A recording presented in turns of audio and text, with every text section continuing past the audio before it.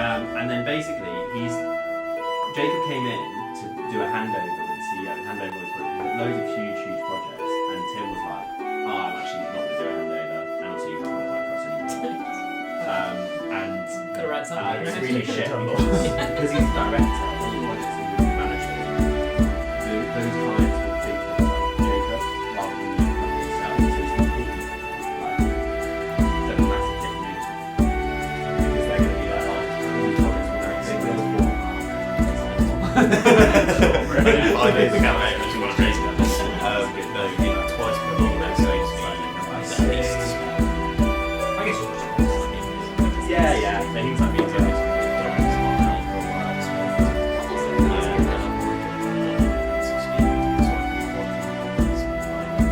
So I can move up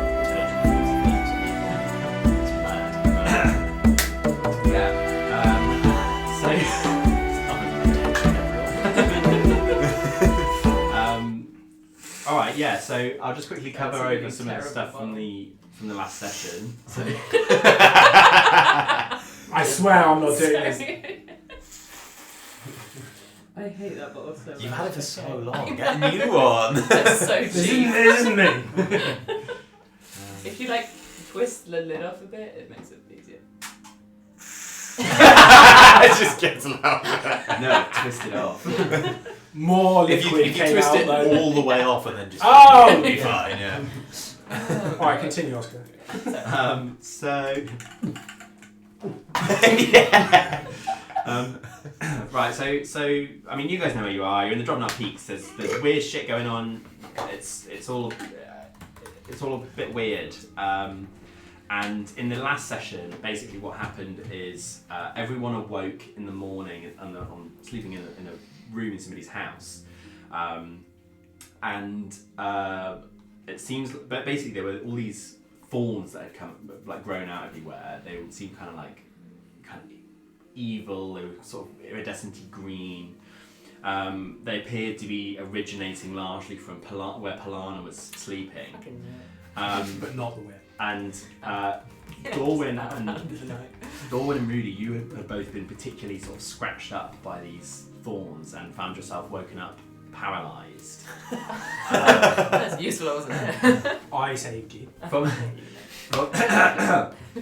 From your perspective, you basically were lying there paralyzed.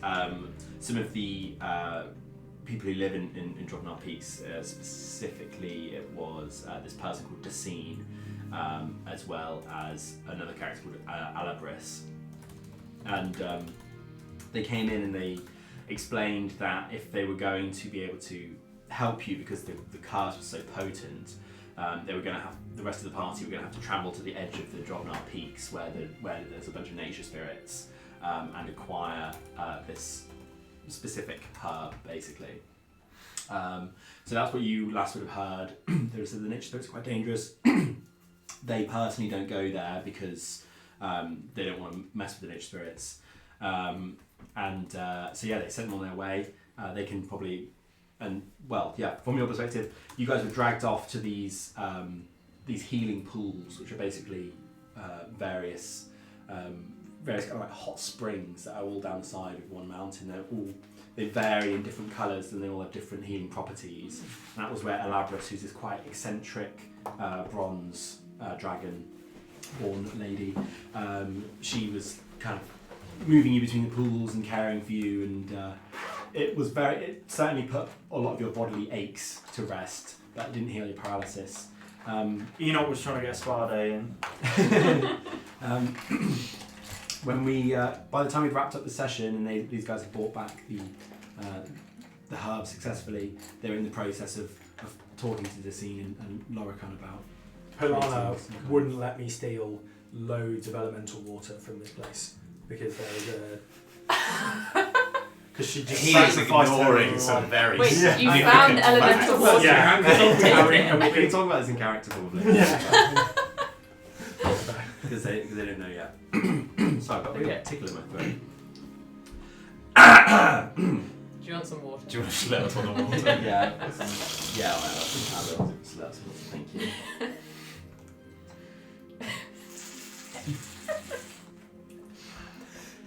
like so horrible almost in the library. almost Oh, no that would water drive me comes out of it. insane It's in the almost library. exclusively air that comes Yes. into your mouth. I quite like it. Yeah. Tastes kind of cheesy. That would be me. Okay, so That would be Enoch rather. actually we'll retcon that. We'll say that you guys have been taken over to the pools to concoct this healing remedy with Alabris. So you've arrived at the pools. Maybe Dacine's taken you there and has stood around with you. And as you're kind of walking up the path up towards where Alabris is caring for various people who are healing themselves in the pools, he turns to you and he says, "So, seeing the nature spirits, how did it go?" And as we're walking up, Enoch is still grumbling about like the elemental water, just going, "Oh fucking hell, Pilanna, I can't believe you didn't let us just have a little bit of that elemental water." Pilanna's still fucked. Yeah. So I'm kind of gonna be Okay, fine. sat at the back. He's with carrying her, Enoch he's helping her. grumbling all the way. You carrying me though, my head would just be trailing along the floor. No, I'm not carrying weight, I think I was on a hand. Yeah, You're I was on Dragos. Dragos, yeah, so I'm probably just gonna chill on Dragos for this. Yeah. In fact, can I get in one of the pools? Yeah, you're not there yet. Oh, okay. Oh, we're on. Oh, so was You're it just the travelling up three to of the us? Got you. Still Going to travelling. Alabris. Okay, cool. Yeah, you probably don't want to just jump in any of them willy-nilly because they all do different things. They're all positive, right? Maybe. This is the punishment pool for naughty people. Yeah, so Gesh, it's up to you then, and / Enoch. Let's. All right, I'm grumbling to get. I'm fine. Yeah, if Pilanna's, I forgot that you were really hurt. Yeah. So This is your perfect moment. yeah, I'd probably be grumbling to Gesh about, the lack of elemental water. It makes no difference. You're still having a go at me. I'm still there. I can still hear you. I'm doing it It's telepathically. just more.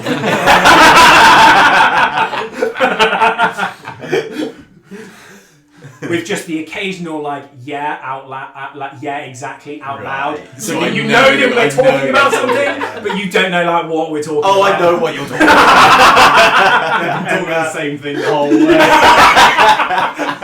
So every time Enoch telepathically grumbles to Gesh about Pilanna, I vocalise my response and I'll say, "Can you not see the sacrifice that she has gone through for the good of our party?" Yeah, I'm just saying, I could have stayed and probably outrun an Ent. Yes, you could have also sentenced Pilanna to death. Bargain's a bargain there. Dacine sort of says, who Oh, are you right. talking to, Gesh? And I just go yeah, he sometimes does that. One too many bonks on the head in one of our previous battles. And I smirk slightly to him and I say, "We have various forms of communication. Sometimes I cannot always control them as well. They and I sort of take a glance at Enoch and say, sometimes I do not have a choice but to hear his voice." He says, See what I told you? All voices in his head. perhaps you should spend some time with Away myself. from Enoch. With myself at Emperor. Perhaps I can help you hone in these intrusive thoughts. And Guest just hears really quietly just in the background. Yes, please. Certainly, being able to control Enoch's penetration would be something that I would welcome. With that, he just gives a slight smile, and he says, here we are. Alabris, we've arrived back. We have the herbs. And with that, Alabris kind of, you see her, she's just tending to somebody, putting wraps on somebody who seems to have cut their arm in some accident or something. And I say to Alabris, Alabris, please come and come and tend to Pilanna here. She is greatly weakened by the trials we've just been through. with that, she kind of finishes what she's doing, kind of sort of hobbles over and says, yes, how did you get on there with the spirits? Can Pilanna, like, are you like unconscious? No, I'm there, but we've just also had to exhausted. travel like 3 days back, right? It was pretty far. No, it was only a day on the way down from the mountain, and then you were in that teleportation circle. Okay, yeah, but it was still a full day of travel. Yeah. Afterwards, Still so you're pretty pooped. I'm pretty fucked. So I'd kind of be Capable of conversation, but not desiring. yeah. something, The yeah. lights are on, but nobody's home, kind of thing. Yeah. Yeah. Would you want to say anything? Oh, okay. What was the question, sorry? He said basically, how did the trials go? Yes, we were successful, but it has cost me a great amount of my strength. We encountered the nature spirit along with an ent. I'm afraid that I'm very weary. I would very much like a dip in one of your pools if I can. Yes, I can see you. This is strange. Your blood is completely. Well, you have none. Come. She exchanged her blood for elemental water Mm. in a trade with the Ents? No? Yeah, Oh, there was Ents. With the Ents. Yes, this is a most strange magic of nature. I will tend to you.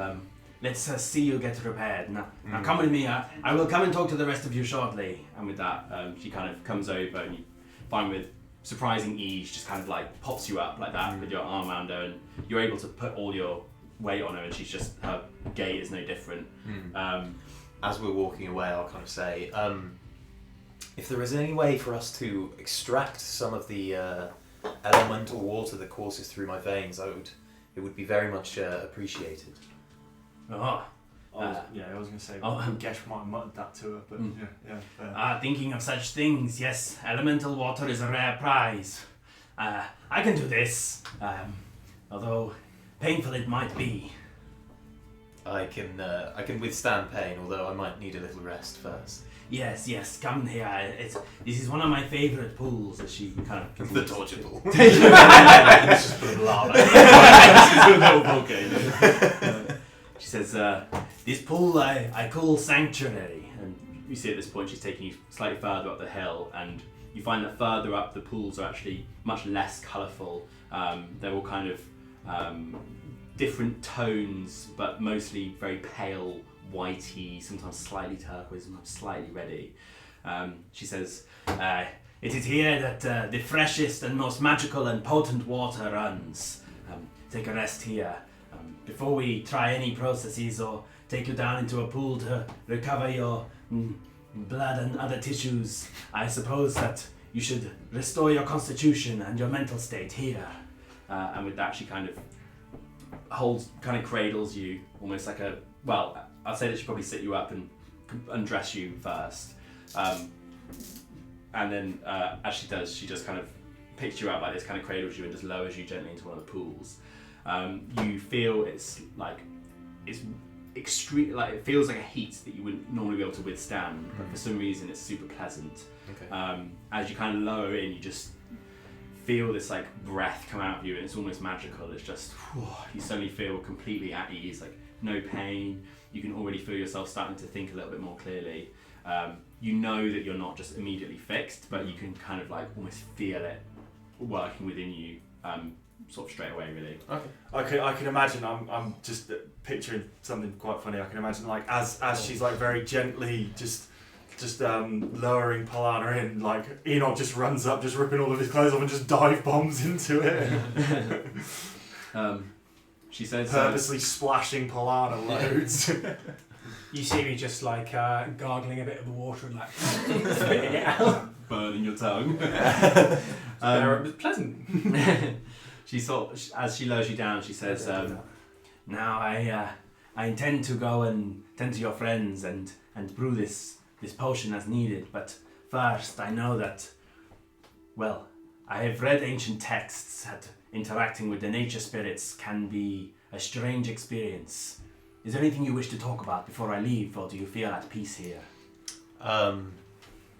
It certainly was a unique experience. I think for the time being I would like to just bathe in these waters, but I will gladly share more information once I'm... Of course. Only if you need. It's not to satisfy my curiosity. I will leave you in peace. Enjoy the pools. Thank you.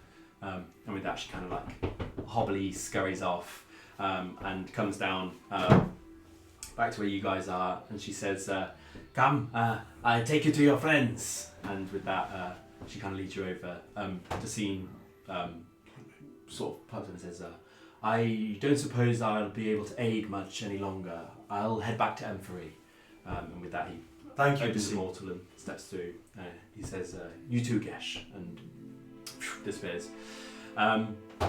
He takes you over to Dorwin and Rudy, who before, not only were they paralysed, but they were also like completely like stiff, like rigor mortis almost. But now you see that they're kind of been set up in such a way, they're kind of in these hammocks which kind of are lowered into the water for people who obviously can't keep themselves afloat if they need to or whatever. But you see they're now kind of like floppy and spread out and maybe marginally contented expressions as much as they could probably manage. Are they still like unconscious? They can't move. They were never unconscious. So can we hear and see everything? Yes, yeah, you can. You also, I role played you a tiny bit because he was doing your mind. And So you said some horrible shit. real racist. Yeah, you should really See someone. yeah sort that out. Yeah, and you see that Alagris kind of looks at them and says, The toxins in their body are foul, and it's deep, dark magic within them. Fortunately, the pools have managed to reduce some of the effects, so at the very least, I doubt they longer feel any pain. Alagris, have you ever come across magic like this before? I have not myself. The only similar things I have come across are strange curses and hexes that have occurred purely by accident here in the Drovnar Peaks, but such incidents are rather rare. Well, maybe this happening shows you that you are not quite as safe and defended as you once thought you were. It is possible. We have not had such things grow in a house like this before, although if it is a curse that one of you brings with you, it could more than explain it. Now, as for this concoction, As we walk into the room, I sort of say like, "What's up, fellas? How's it going?" Like telepathically. I thought you were going to say like towel on your head. Like, from the shower. Kind of They're thing, they're bathing in the pools. Yeah. I was invited Oh. like into the area that Yeah. Yeah. So The I room, thought sorry, yeah, you thought that we were the area. still in the house. No. if you're picturing them with the little hats on, I think that's kind of cool. Yeah, I was. No fair. Yeah, little like teehee huts. Oh, Everyone nice. can have different Yeah. imaginations of things, unless it's in combat. Fergie, do you want to get food? Oh yeah, sure. Yeah, I'd imagine like an little thatched infrastructure, little like not a reception desk, but you know. A reception desk and directly behind it is a spa. Yeah, more like, you know, a place for towels No and entering stuff. without checking. Like a place for towels and like maybe like On some it, healing says, crystals. It says shirt, no service. No shirt, no shoes, no service. The opposite. Not allowed shirts or shoes. Yeah, so you reached out to them, and what did you say to them? What's up, fellas? How's it going? You can talk in your mind. You can speak Oh, telepathically. telepathic. Right, Me. Enoch. Yeah, I've Oh, Enoch, I never Basically. ever thought I'd say these words, but God, I'm so glad to see you. they all come around eventually. Please tell me that you've managed to find a cure. Yes, we did, although it was at great personal cost to Pilanna. I thought you were about to say Yeah. so We funny. hate Pilanna. Oh, yeah. I sacrifice much. Great personal sacrifice to Pilanna and great personal expense to myself. It is a personal expense. That elemental water is fucking valuable. Is Pilanna okay? Pilanna is fine. But, I'm never going but Pilanna is fine. She's seems stable, although very weak. She's been taken to the healing pools and is in good hands with the medics. Your voice Your voice has changed. Water has done something strange. He comes out like 6 foot tall. Like Enoch. Alright, fuck. Alright, yeah. I bid you bad news. I'm hiding from Pilanna's behalf. My allies. Stupendous. Gems.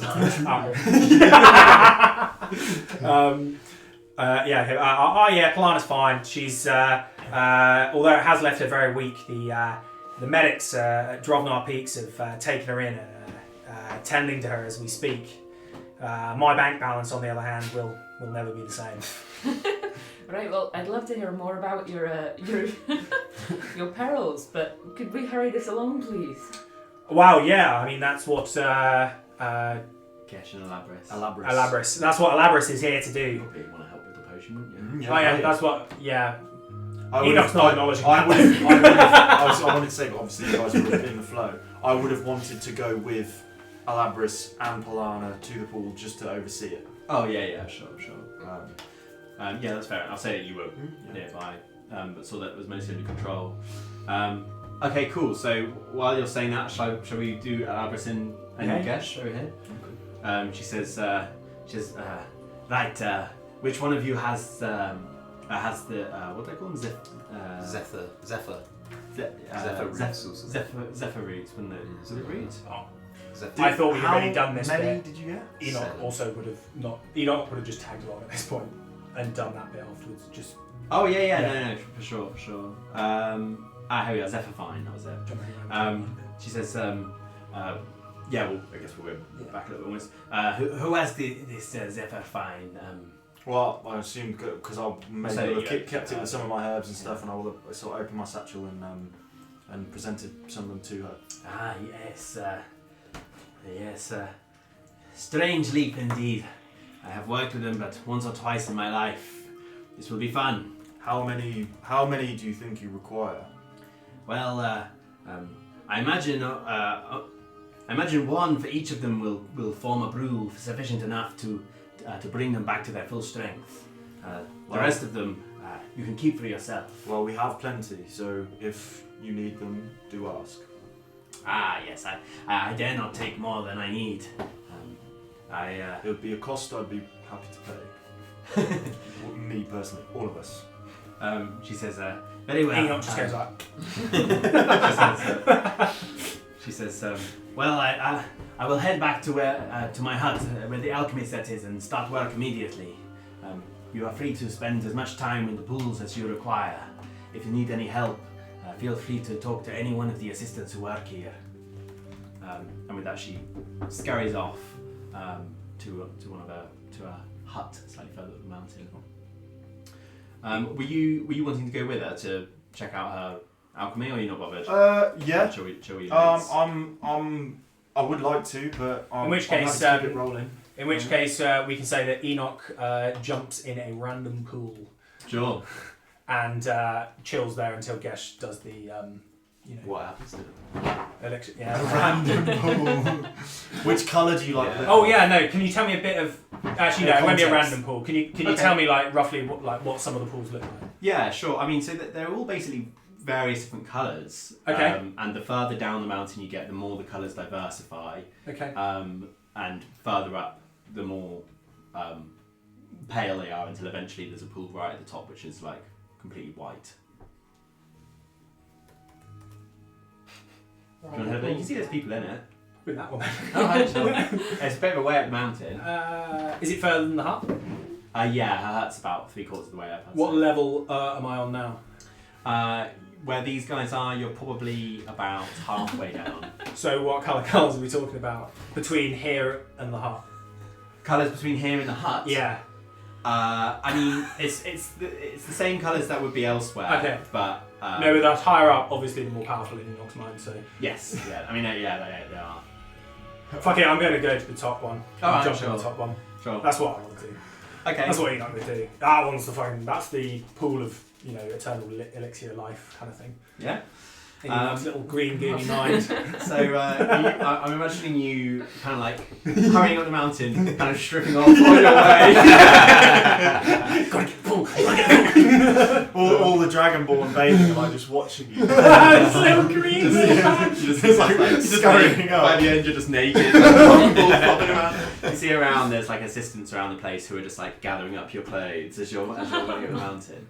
And by the time you get to the top, you see that there's this pool itself is quite large.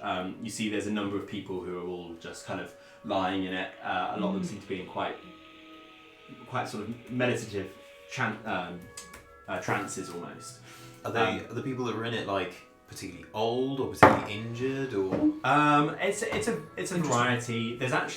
You find that there's actually fewer injured people in the top pool than there are in the other pools. Fewer, yeah. Yeah. It seems like this is more like the impression you're getting from the people in it is that this is more like a place where anyone would go, kind of thing, to completely relax themselves and everything. Whereas if you had like a specific ailment, you would use one of the tools which concentrates on that. Am I pretty healthy?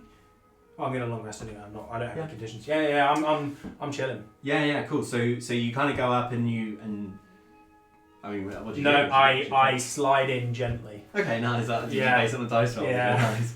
Yeah. So you kind of get out, and then it's kind of very peaceful here. You can hear like the little the squawk of like an eagle up in the distance and things. And it's very serene. And there's kind of water, the sound of water trickling out of the pools into the other ones, almost creating slightly different tones. And you just you hear me just as I sink into it. I sort of say just like, this reminds me of the Amethyst Lagoon back home. Yeah, I would say this as you sink into the pool after a couple of minutes or so, you find yourself being very calm, very relaxed, and very sort of introspective as well, while simultaneously having a sensation of like holisticness as well. It's kind of this dual thing. Like you feel like you're kind of in a very healthy way, kind of acknowledging your place in the world and what you are, and it would probably lead to like certain thoughts and almost like little visions in a way, like very potent thoughts. Okay. Do you want to come up with some of the things Enoch might be thinking about? It's obviously a bit of a hard one. But why don't we go and do Gesh's alchemy thing, and I'll have just to think about like sure. little bits of my backstory. Yeah, nice. So Gesh, you kind of Alabra's just kind of hobbled off. Maybe you kind of like chase her a little bit to get her attention a bit. And say, yeah. Alabras, do you mind if I join you? Of course. A blossoming alchemist yourself, are you? Well, I'm sure nothing to your skill level, but I'm be keen to at least watch while you craft these potions to see if maybe there are things that I can learn from your expertise. Yes, of course.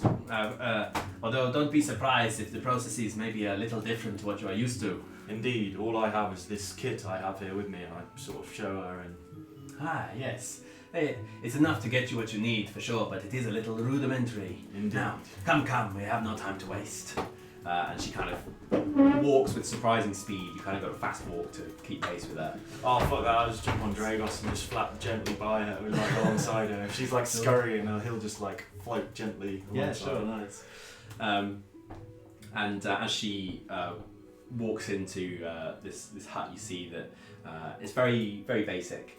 She's got her kind of rather uncomfy looking bed in the corner, and she's kind of decorated the whole area with all these different little runes and carvings and kind of stones and gems that she's found all over the place, kind of just decorated the whole place. It's pretty eclectic over the walls and everything.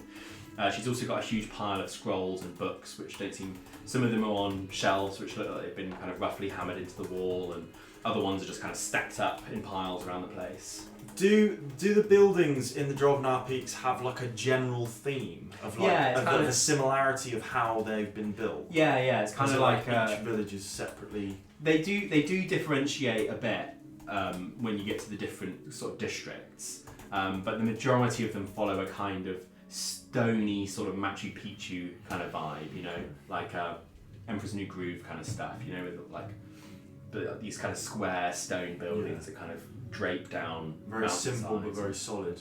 Yeah. Kind of functional and pleasant, you know, but they haven't gone through loads to make them super amazing or anything like that. Yeah. And I kind of just say as we walk in, I sort of say to her, "Wow, do these runes you have decorated on the walls, do they aid and assist you with your potion making?" I would, in a way, yes. Although the room for the potions we will find downstairs, these here are, how do I say, they keep my mind focused and my body relaxed. They allow me to provide the best care I possibly can to those who seek it. Yes, I can see by observing you that you may have more than one thought going through your mind at once. Yes, of course. I have many to care for and many complicated things to assess with them. Now, come. she leads you through this beaded archway down into a spiral staircase, which doesn't go particularly deep. She says, I find that the majority of the alchemical creations I need to make tend to do slightly better in the dark. However, I have another set upstairs in my garden for when sunlight is required. Now, as you come down into this room, you see it's kind of lit up with in this kind of greenish light, and Get rid of it. Just there's this large ring, this like large wooden table, and over it there's a bunch of unusual glassware. But you see she's also got these very strange looking devices that are made of stone, made of wood, and other things. And she says, each one of these sets you see are effective for different remedies. Today we'll be using this set over here. and she scurries over to one which is largely made of wood. She says, To procure, to make best use of strange and rare natural ingredients, especially those that are related to the nature spirits, it is almost always best to use materials themselves that have come from nature. That might be a hindrance on the road. and with that she begins kind of like moving her hands around in kind of arcane ways and making little mutterings, and you see that these various devices and these wooden things, they actually it looks kind of natural, looks kind of mechanical as well, the way that they change shape. They kind of grow, but they do it the way like a telescope might, you know, they like extend out and kind of zip around, but the whole while their surfaces remain smooth and unbroken.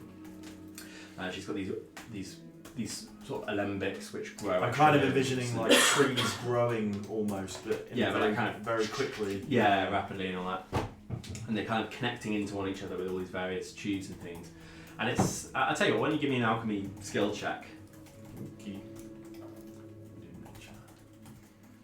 Well, didn't you have your alchemy set? Which is Yeah, but we were just going off my. Oh, fine, if it's the same modifiers, yeah. What we get? Not one. Oh dear.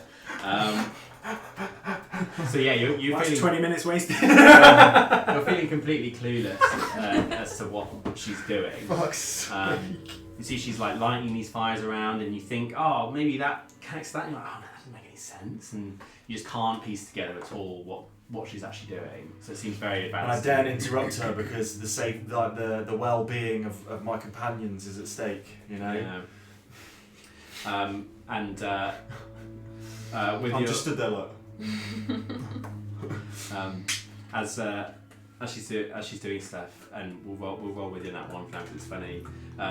She's like chucking different herbs and stuff she's got handy, and she says, "Over there in the barrel, I have a good amount of milkwood. Would you fetch it, please?" And you go over there. What's milkwood? And although you know what it is, yeah. but for some reason you're just drawing a blank. Maybe I'm sort of the pressure of the situation is getting to me a little bit, and like sort of like I feel quite sort of stunned and overwhelmed by what's going on. So and I walk over there and I stand there, and then maybe she gives me some more guidance. I would say that you, in this moment, maybe you pick something up with a nat 1. Okay, fine. So And you go and you kind of bring it over to her hesitantly, and she goes, "No, not this," and she just throws it back into the thing you bought. She says, "It's just over to the left of that." And you go back and grab it. And she takes this branch and she starts snapping it up. And she says, "If you want our help, I suppose at the very least you can chop up some of the root over there." Zephyrvine? No? No. Oh, just something completely separate. Yeah. So you go over and start chopping. She's just giving me some lavender sprigs to chop up. You find. Does she use them in the potion?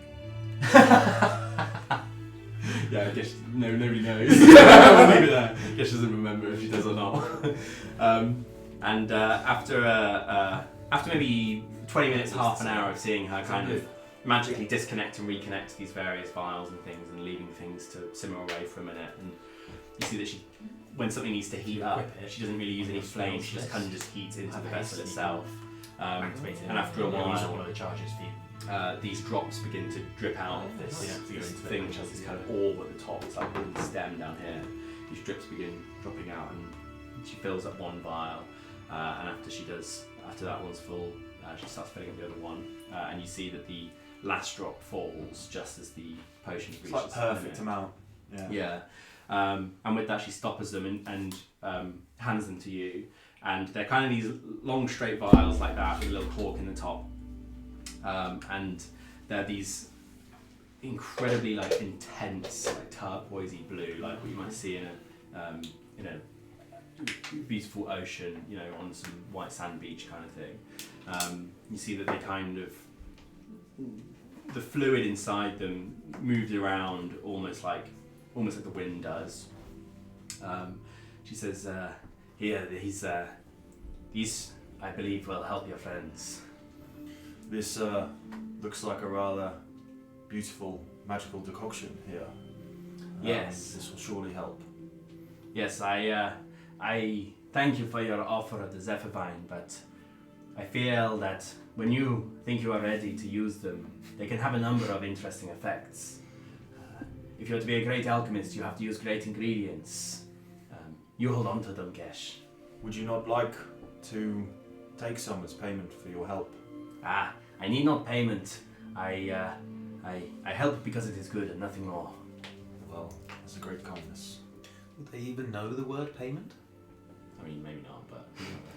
just interesting. Yeah. So I'll assume it's... Not like, do it again. Oh, what is this? And you so, teach it to him, and then he's like, "Yeah, I would like some." So you can exchange things for other things. Also, Alavis is also a she. Sorry. It's okay. I thought, I guess my woman voice isn't very good. No. Okay, so you. What do you want to do? Well, even though I rolled in that one, is there any sort of knowledge and experience that I could have potentially gained from this? Right, it's in that one. Yeah, very well. It's literally the worst one. Of all of the ones. Yeah, cool. I'll say what you've learned is that you have a lot to learn. Basically, which might ignite a passion in you to. Yeah, absolutely. Okay, well, with that then, I would very carefully stash the vials back in my pack, and then make my way back upstairs, out the door, jump on Dragos, and fly sort of directly back to the pool. Well, in fact, no. Would we teleport through a portal? How far is it from? It's not that far. It's No. 5 minutes. Okay, well, whichever. I would ask her to. Okay, yeah, sure. There's no time to waste. Please, will you teleport me back to the pools? She says, yes. In fact, I will come with you just to make sure the effects are safe. Should we say we just teleport straight from her? Yeah, and you can go zip over and you kind of emerge next to the pools where you see Rudy and Dorwin both lying there, kind of like in their dunk hammocks. And she says, here, administer them yourself. Go ahead. Maybe you administer one to Rudy and I will to Dorwin. It will be best for them to see a friendly face. Okay. Just still off the nat one, you just miss their mouth. It's right there. I just end up pouring it in their eyes. Their eyes are unparalysed. Flicking like this. Should we do my? Because I was talking to them. Yeah, sure. Yeah. So like, just so I can like rejoin the party, or would Well, they've only been 20 minutes, and how long would you want to be in the pool for? well, I don't know. It's my day. Fair enough. I guess we Around. will discard that bit of conversation. Well, we can do it, Ted. Oh well, maybe we'll say you went there, looked at them, Yeah, and were like, and "How do we then, go?" like, Alright, it's gonna be a Something, minute. Yeah, if they're making a potion, I'll go to the pool or something. Yeah. Maybe I arrive It'd be back nice and to, like we could telepathically talk. Oh, and yeah. I could tell Enoch. You've got up to a mile, to be fair, haven't you? You Yeah. could reach down to them if you wanted, Yeah. but you're probably a bit deep in it at the moment. Yeah. Fine. Yeah. So we'll. Shall we do you first? Then go back to them, like a little jump around story thing. Yeah. Yeah. Right. So you're in these pools and you're kind of having these. Maybe revelations is a strong word, but just all these thoughts as you're in this incredibly serene environment. You find yourself looking out to the universe and looking within. So I think about the first sort of memories that bubble up are the closest ones in proximity time-wise. So Can I quickly? yeah. With it, so this obviously can be a totally personal thing, but I was wondering if maybe just for the sake of it being like an interesting thing, Yeah. maybe you're like inadvertently broadcasting it to the people you're connected with already, or do you want it to remain a completely personal thing?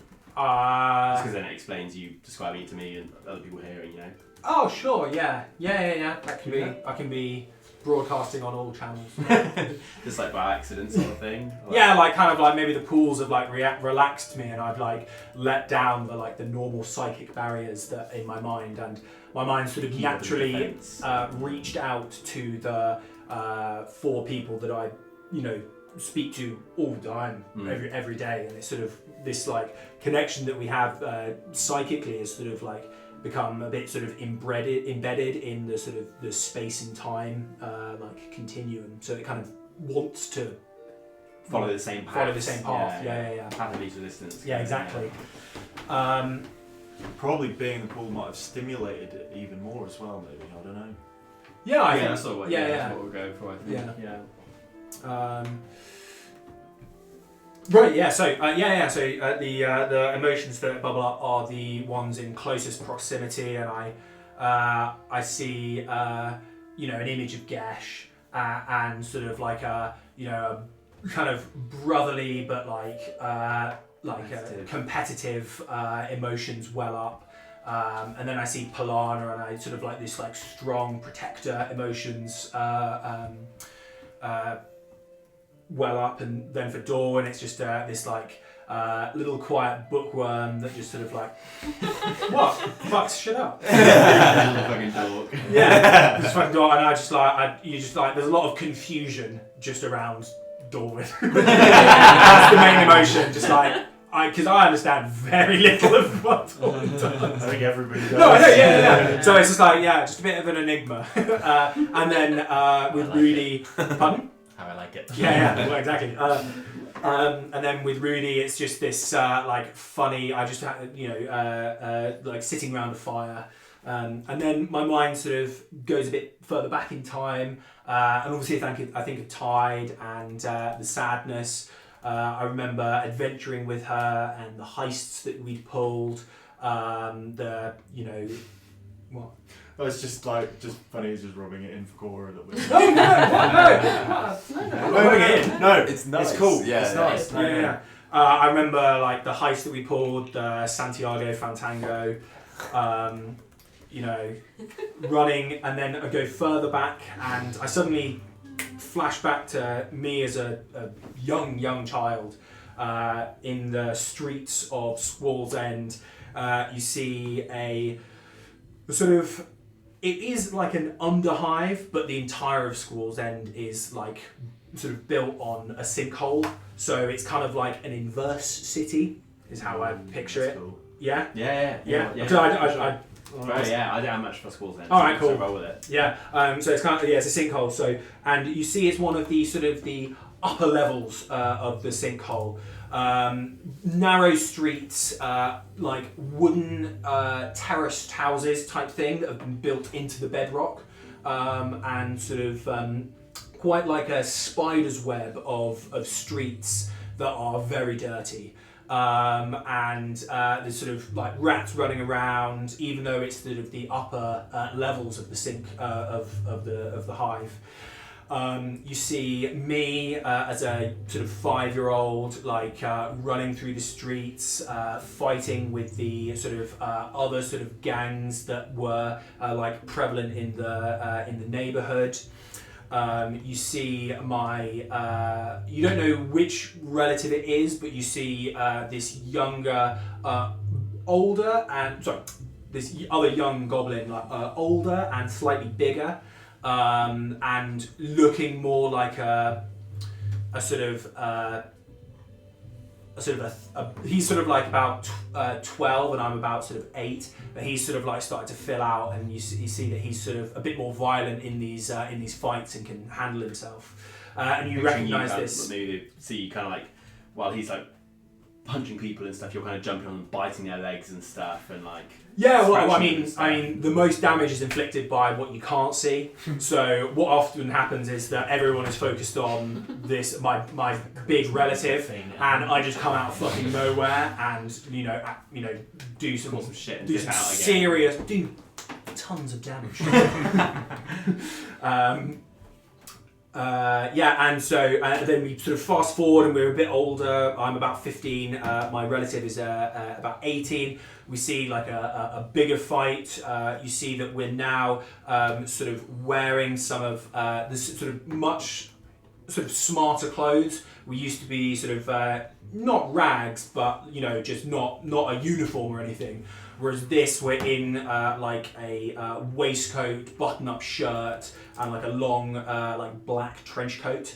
And the inlining of the coat's pretty fancy, but on our hats we're wearing sort of a black trilby hat with the letter I stitched into the rim of the hat on the front, kind of like but like loads of them, kind of like the Louis Vuitton like pattern, but for eyes instead of LV.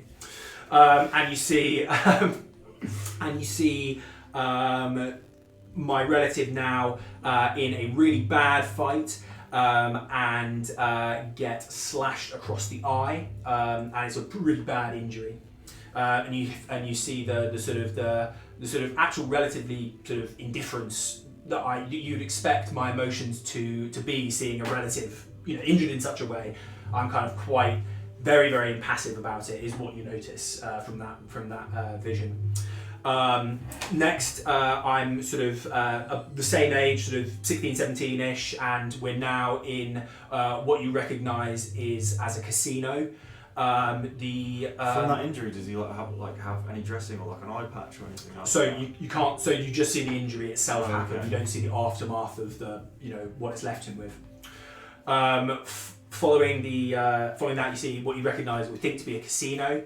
It's like this weird all black wall, circular like dome structure, and you would kind of, maybe Dorwin might know that it's a sort of might be like an otherworldly sort of like a meteor that has crashed and has been brought into Squall's End and hollowed out as the Obsidian Gate, which is the casino that the Innocenti family runs, basically.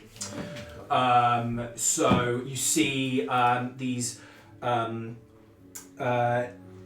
deep red carpets, and the black rock has been magically heated, so it looks like lava, which is how it's everything's illuminated, basically, and what gives a sort of a real warm, like hearthy glow to the whole place.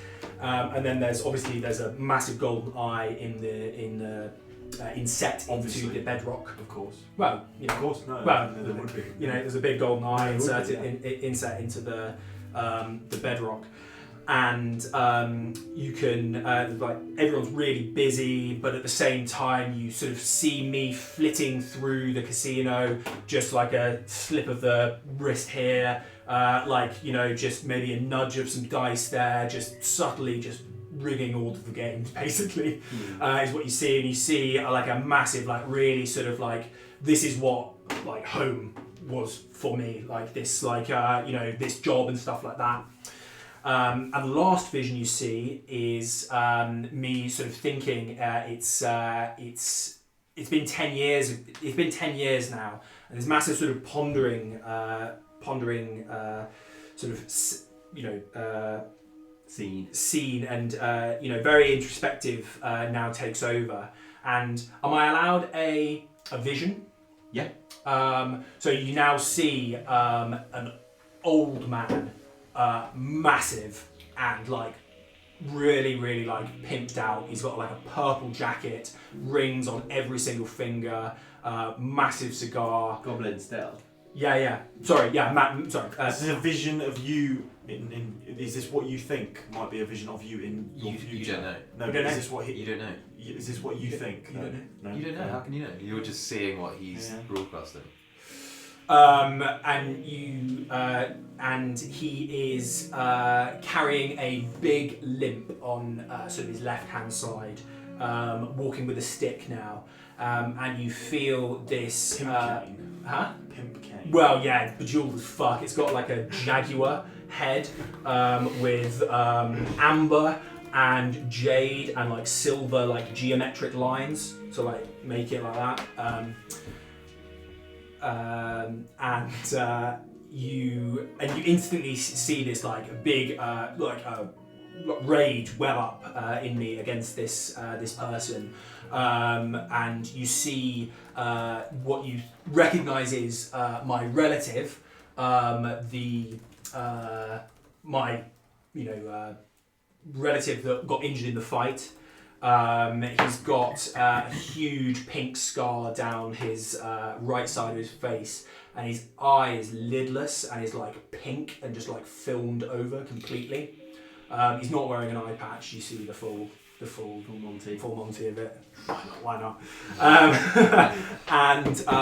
Then I still think he's an ugly brute. I think to myself, I was the Don's favourite. But then instantly, flashes of other family members who I remember when I'm a baby, I see faces of what must be my parents.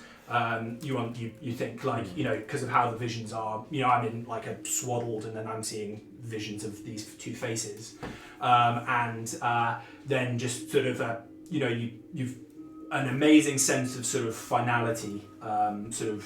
Is the last sort of emotion that is broadcast to everyone.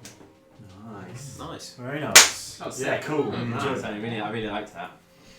Oh yeah, James. If you don't have one, get yourself a nice inspiration point. Yeah. Okay, that was sick. Okay, so you guys have just kind of sensed these thoughts kind of rushing through you. You can sense they're coming from Enoch.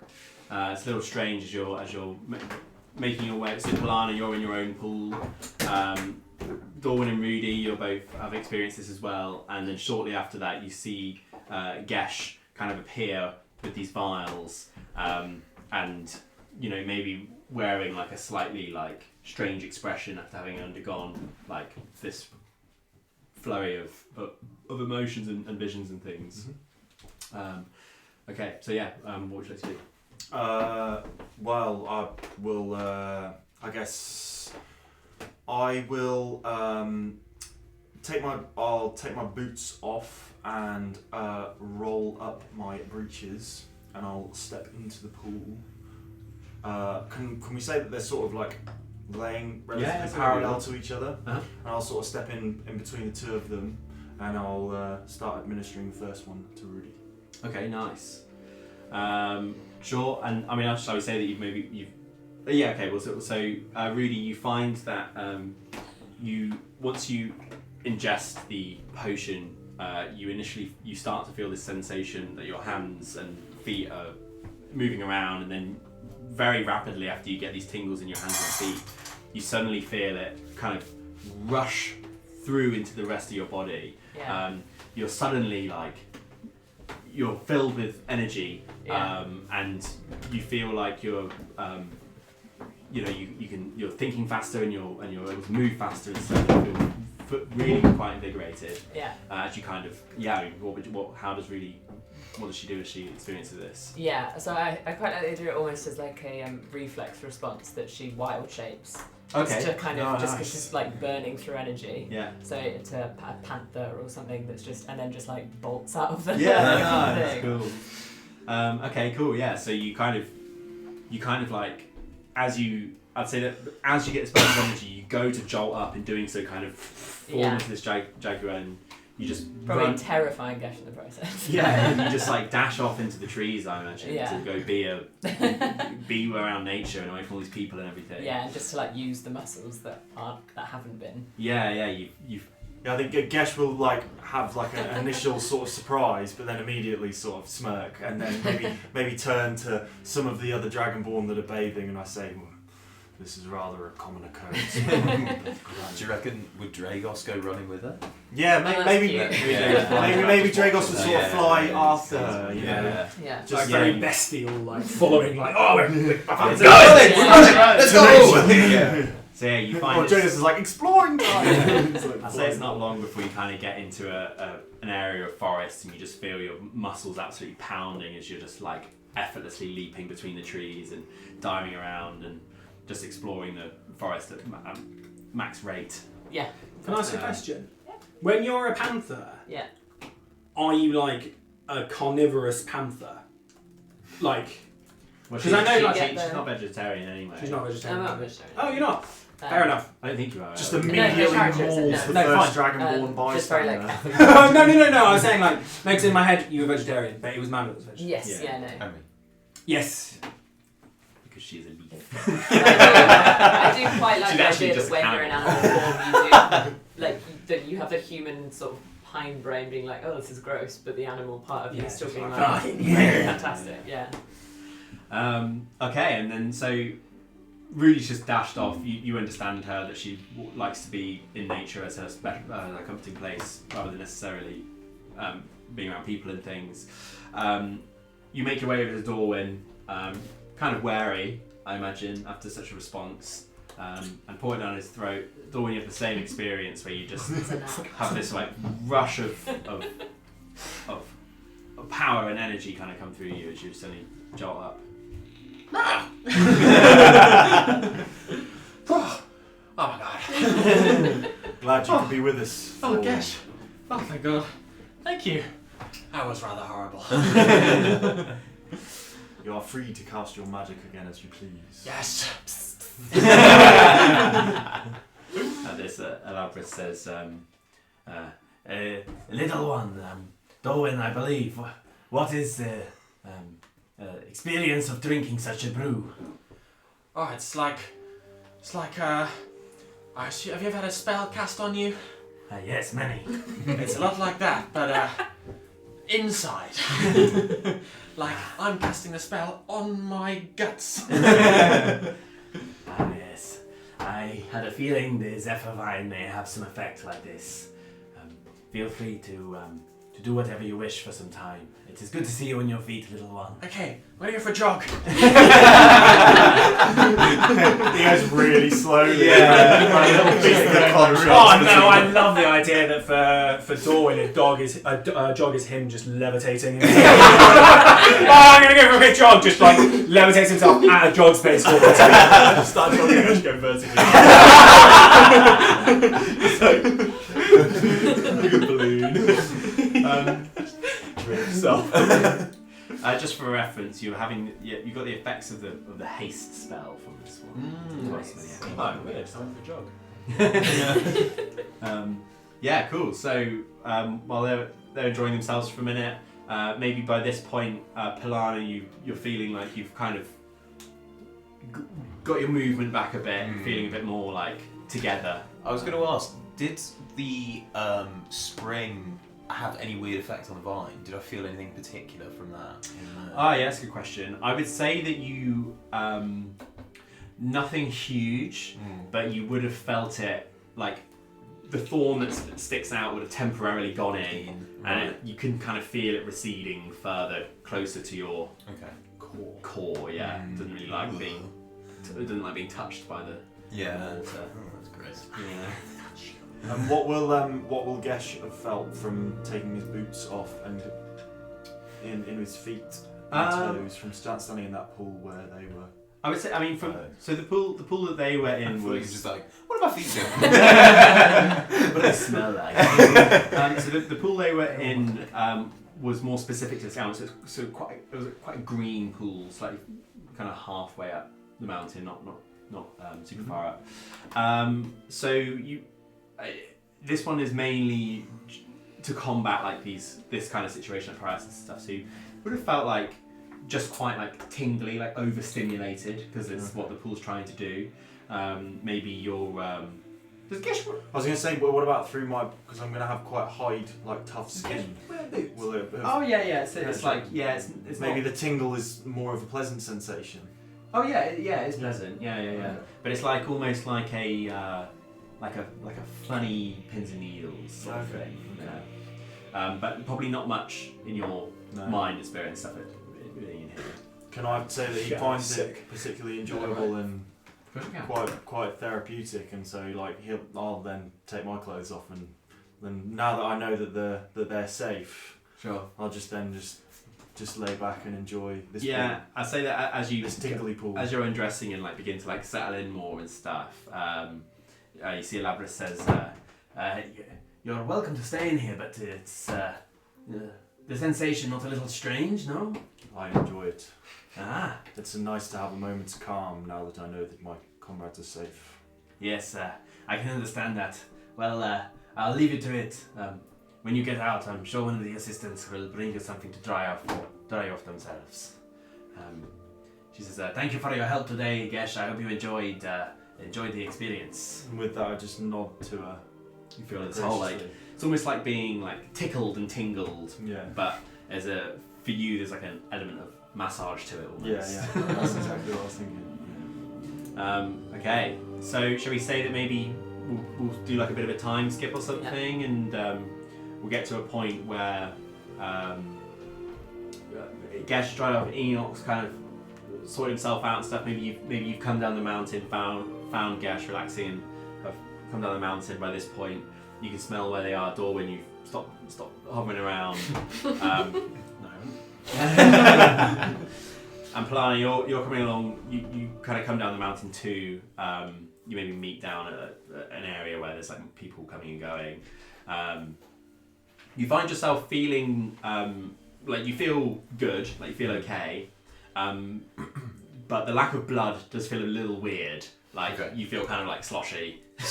Yeah. Am I a bit like lightheaded kind of thing? Yeah, a bit. Yeah. Do I know where his blood went? You can ask him about it, I suppose, when you come down. I wasn't around when. No, Yeah, but you were paralysed.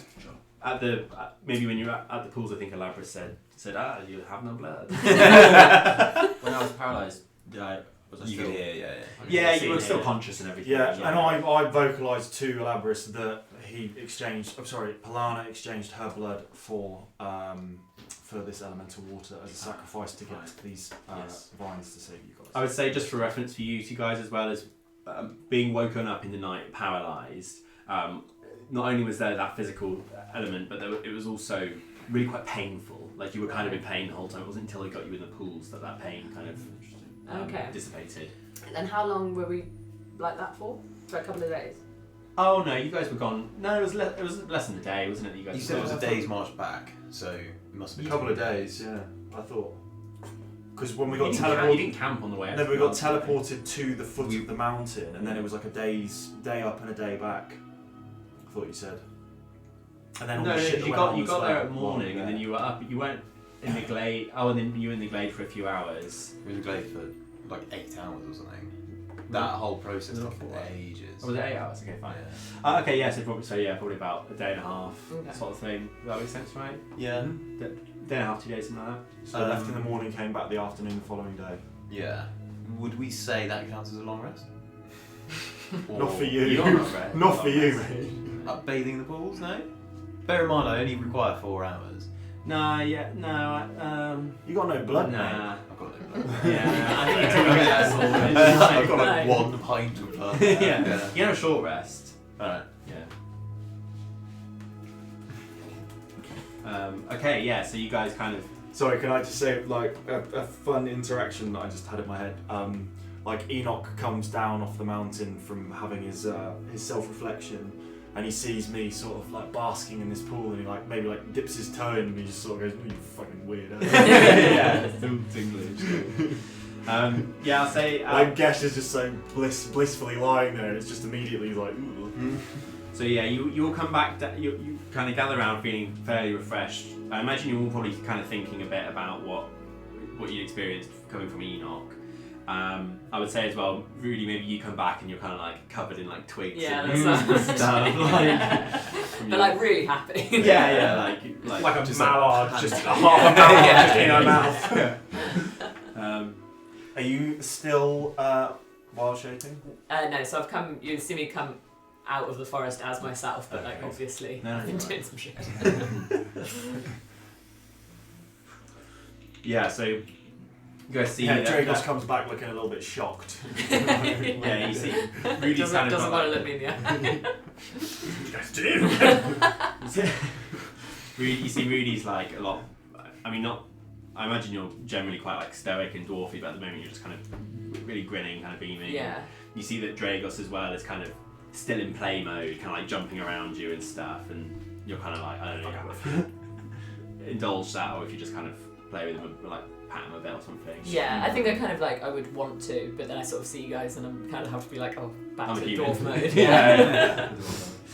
Yeah, so you guys kind of gather around and so your personal experience, Enoch, was it like a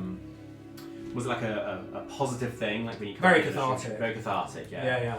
So you kind of see Enoch, you're maybe like kind of maybe looking out across the peaks, kind of obviously lost in your own thoughts, maybe smoking a load stick. Yeah. By the time the others arrive, we'll just say that you agreed to meet there or something earlier. Yeah. And, Well, we sort of know to just congregate where we were. You know? Yeah. So you can talk. that's true. It was yeah. meandering back. Yeah. Yeah, so you guys gather around and maybe the sun's setting by now and it's quite a beautiful evening, and you found that for the past couple hours or whatever, all the thoughts of Croconis and all these stresses of trying to protect this place, which is in some kind of denial about its own danger and all that, you found all of that was just kind of gone for a bit, spending time in and around the pools. Yeah, I suppose saving Dorwin and Rudy will have given us a real sense of like things are of good, sort of happiness thing. and Yeah, yeah. and Achieve accomplishment. You know. And you're kind of riding that wave. You've just realised that you've not been thinking about it, kind of thing, for the first time. But it doesn't mean that you're fully into thinking about it again. Has the yet. effects worn off for us too? Yeah, you guys are Back to- back to normal pretty much. You've Burnt it off. burnt it off. Yeah. Yeah. Can Anyone for some food? Absolutely. Fantastic. Yeah.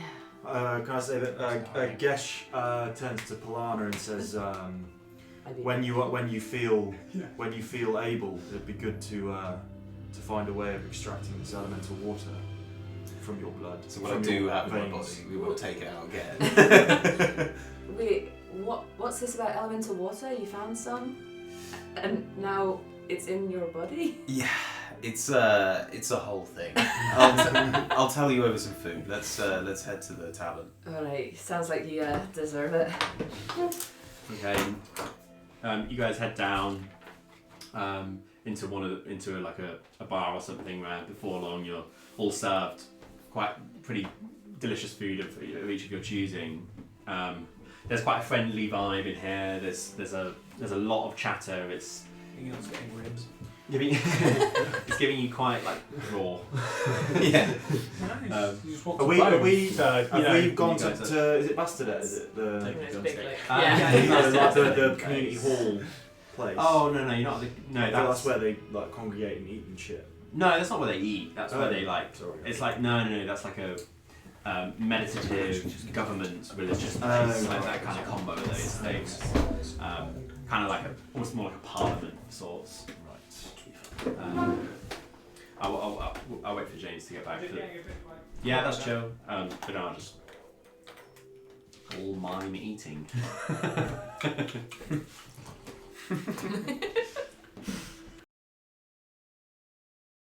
How long, like, turns off after an hour or something. Touch it. Or Possibly. do something else. Wonderful offer, Cora. I'd love to see a. Try turning it off and on. Oh, the cat. Oh, the camera. Sound like a very unenthusiastic switch top partner. right. Yeah. Touch Touch it, it, something else, else. like- You know. Take photo button. Really? Take photos. Yeah. Right, I'd love that's to on the see top, a. isn't it? Yeah. Mid, I'd love to see a mid journey Is this- of Obsidian Gate. Yeah. It'd be cool if you could try and render that. It'd be fucking sick. You found it. Oh, How the hell you would type that into mid journey? How is that? A hollowed out bit of black rock with a big golden eye in the middle that's actually a casino. Oh, should you like save Khazal? Ooh. Cool, Khazalius. Stick him somewhere. And play with him for a bit. Yeah.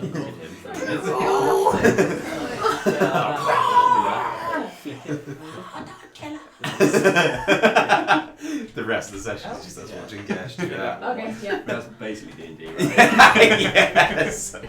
Does anyone want to Okay. It would be nice to see the boy again. On your way soon. past James, you want to angle that camera.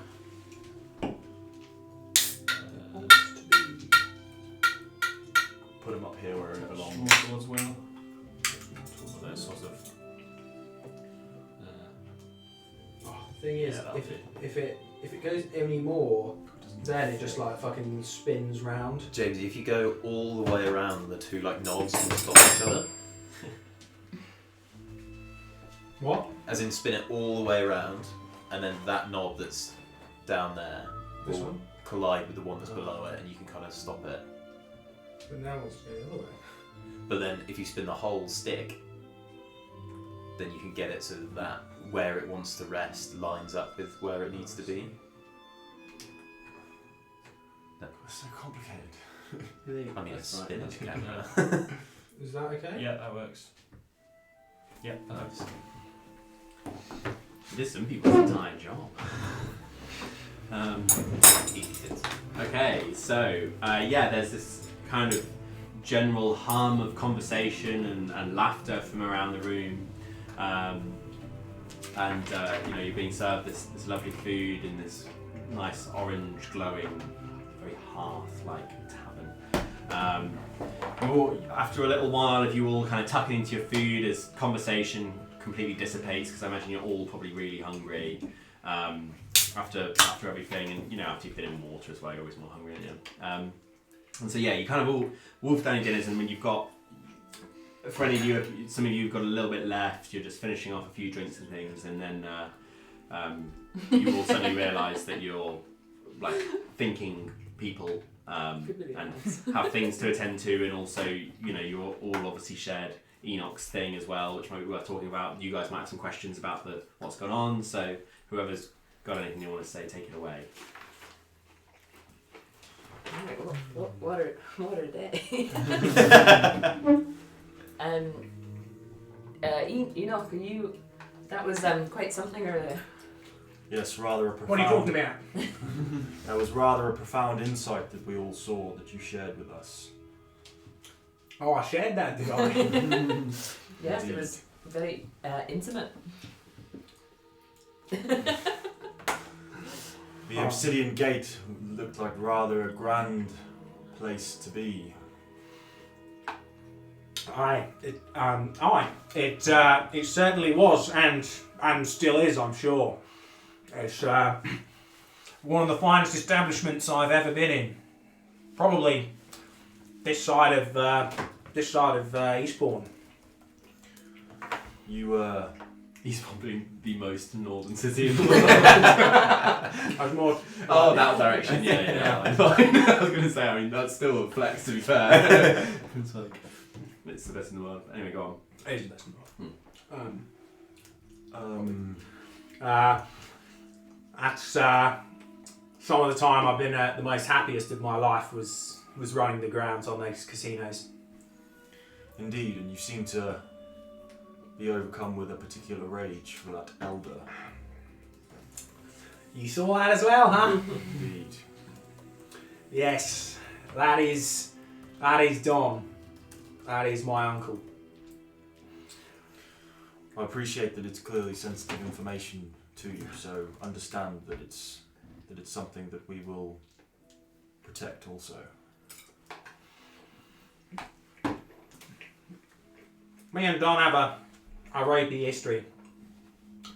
I tried to kill him, he tried to kill me. To be fair, my justification was that he killed both my dad.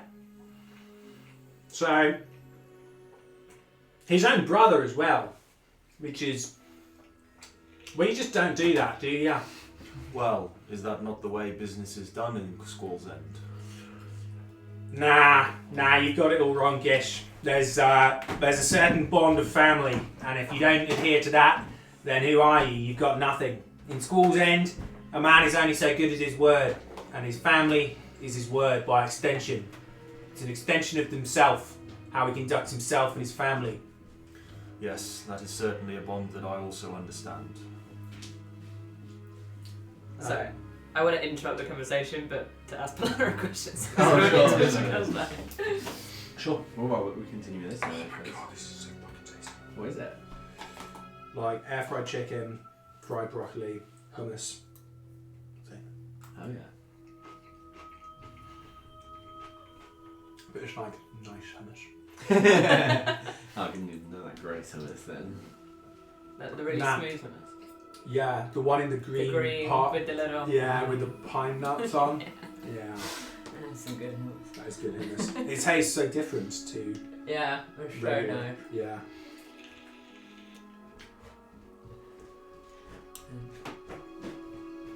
I'm pretty sure the difference is they put olive oil in it, Yeah. but you know. If it works, it works. Yeah. So good. Does hummus have oil in already? I don't think... Yeah, basically. Yeah, but this You can do has it like with oil nice- drizzled on the top, Okay. So and like separates pine it. nuts Yeah. as well. it's like which are pretty whipped good. or something. It's Yeah. really smooth. It's blended to fuck. Bad hummus. What were you going to say, Ferg? When? A second ago you went, about to say something. Oh, I was going to ask Jamesy to describe the obsidian gate so I can do a mid-journey of it. Oh, okay. So, I guess is it from the inside or the outside? I think outside. Outside. Okay. I've got. Can I ask something about it? You know, you said it's a hollowed out meteor. Does it, like, and you said it's black, but just wondering if something... That's why it's called the Obsidian Gate, is because it's black. I was just thinking about it. You know when, like, have you seen meteors when they've been, like, sheared? No. So they have this really cool effect, which you might like for this. But I mean, I'll show you what they look like, and we can say it's more black and everything. But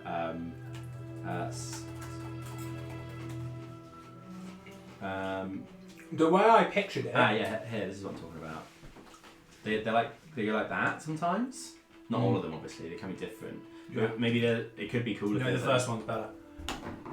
But we can say that That's maybe dope as fuck. it's all blacker, but there's maybe these like slightly glowy natural. That looks like pores. because that would fit with the like the heating, like the magic heating that's stuff. what I was thinking. Yeah, I yeah. was like, oh man, if it lit up all the little gaps. Yeah, in the yeah, thing, yeah, that'd be cool. Yeah. Creating like a golden glow. Yeah.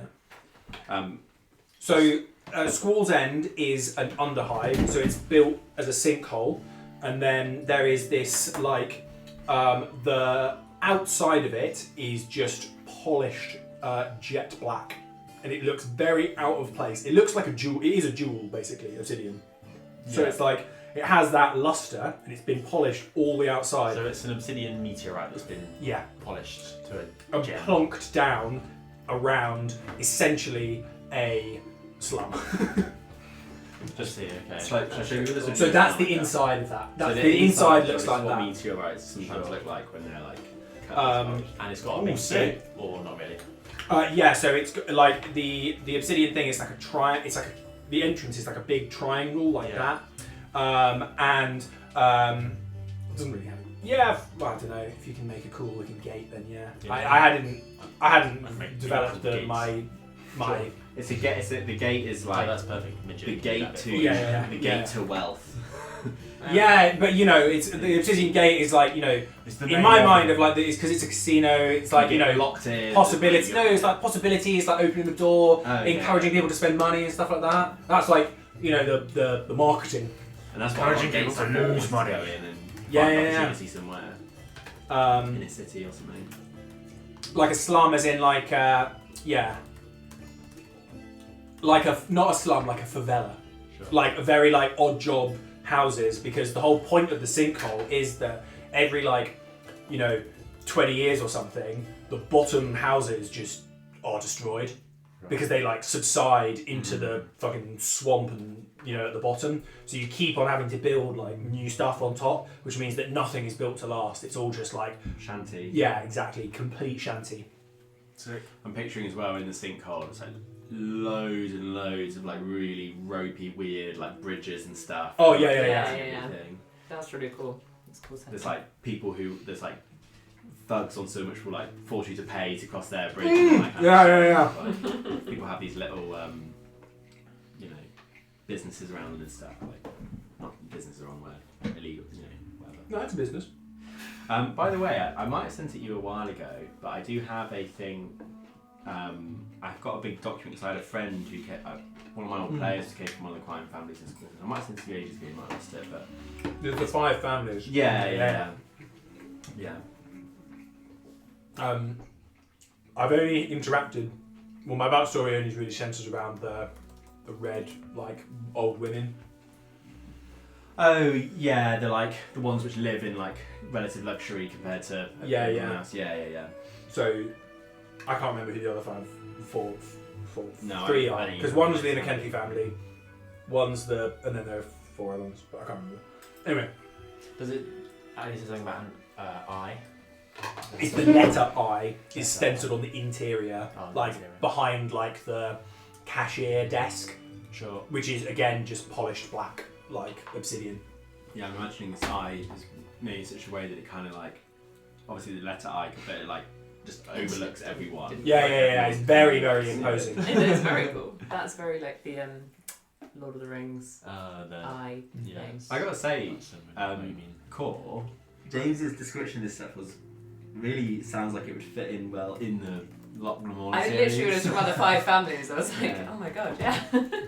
You should read his books. Yeah. I think to be fair, there's like it's like this weird like cross between like normal town and these like ancient, what they call elder glass like structures, Alright. which creates this, in my mind, like the weirdest Yeah. landscape for a city. Like Yeah, with and all it's these sort of like the occasional wealth, like the structures. nobility, and then like Yeah, the they like slums. because nobody knows how the elder glass works and it's like impenetrable and this shit. So like all the wealthy people like base themselves in and around it and like build structures around it and stuff like that. It was very cool. I got my friend to read it. He liked it. Did it? He read it very quickly. Did really have anything to plan?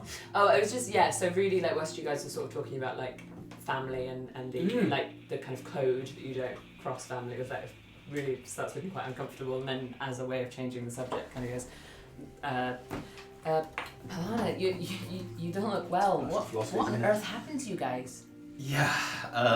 So, as you know, we travelled up this up the mountainside, and we encountered some air elementals that were sent by these nature spirits, and we vanquished them and continued on our path. And when we reached the top, we came across a glade. You would have loved it. It was beautiful. It was this serene glade with all these beautiful, kind of almost alien species of. Is that right? Is that fine? Yeah, roll with it, whatever. Almost alien species of trees and plants. Things. I mean, I have a very limited experience of the flora and fauna here as it is, but these were particularly beautiful. In the centre slumbered a great protector of the forest. I believe here it's called an ent. When we entered the glade, he spoke to me and he said that he would not allow us to withdraw anything from his realm without giving anything back. So I agreed to enhance his enhance his glade with my magic imbued with my blood, and so he.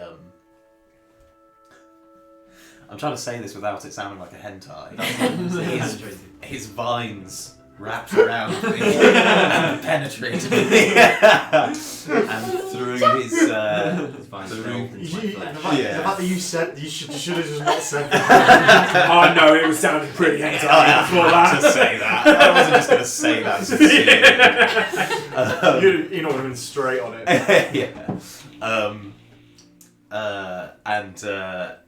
Yeah. It took. It was a matter of. Well, when I spoke to the others, it was a matter of hours, but for me, it felt like months. I could hear every footstep of every creature in the glade. I could feel every leaf falling. I could feel the grass growing around me. It was truly beautiful. I think you would have loved it. But unfortunately, it did leave me somewhat scarred and bruised and battered by the end of it. Maybe at this you might even reveal some of kind of your... show, pull back my sleeves. My skin is kind of covered in these scars now. Are they like, would the pools have kind of like healed them over, or? Yes, but they're still visible, so I'd say Yeah. you've got a- But as in they're not like scabbing, you know? Oh no, they're like their skin. Yeah. Yeah, they're like full of scars, so you'd see like the way I picture it is like you see some parts where you see where like the roots had wrapped so tightly it's actually cut into your skin, and then other areas you can see where they kind of end in these kind of points where they've entered into your flesh as well. Yeah. It was one of the most agonizing and simultaneously beautiful experiences of my life, although one I do not wish to do again. Wow. I don't know what to say. Thank you so much for your sacrifice and for helping us. I would not want to go through that again. No, it was, helped us massively. Yeah, of course. Happy to help. Do we have any idea what it was? Well, that's the troubling thing. The vines looked somewhat similar to, kind of looking down at my arm, kind of similar to the whip in my arm. Something that I told the other two whilst you were immobile was that, unfortunately, I didn't want to share this with the group as I didn't want to scare anyone, or maybe I just didn't want to know the truth behind it myself. But when I was removing the curse from, who was removing the curse from? Oh, Enoch? Yeah. Yeah. When you were Yes. in the tomb, yeah. When I was removing the curse from Enoch, I felt Cestrus Protect. I felt an odd sensation from the vine. It felt like it was kind of recoiling from my magic, and it's scared me ever since. I think I've been thinking I need to potentially try and remove this thing from myself. So I don't know for a fact, but this could be where these vines have come from. Although it doesn't have any, my whip doesn't have any poison properties, so maybe it's just coincidence. But I don't want to risk the health of my companions again. You can paralyze people with it. Kind of poisoning. Can I? Yeah, once a day. What? It's in the description of the item. I'm gonna use that. It's got a charge on it. Maybe Only not people going to you remove it poison quite so was soon. us. That's the annoying Hey. thing. So out of character here, Yeah. I want to get rid of it. Pilanna wants to get rid of it. Yeah. It's really fucking useful though. Uh-huh. It adds like a 2d6 onto all of my attacks. I can ensnare people, I can poison people, or whatever. Well, okay, so I would say that we Paralysis so is two an auto options. crit, auto hit as well. That would have been very obvious. Lining up there with tons I of really need to damage. go back through my things because there's quite a few of them that I've I forgotten. know, I at least want you to keep it to Tons use of once on enemy. yeah. Out of character. I mean, one of the things for Pilanna is that so this is a scary situation where you obviously didn't have control of it. The rest of the time, and you can feel yourself using your paladin training, you're able to kind of make it a non-issue for you, which makes you think there is there is power to be had over it.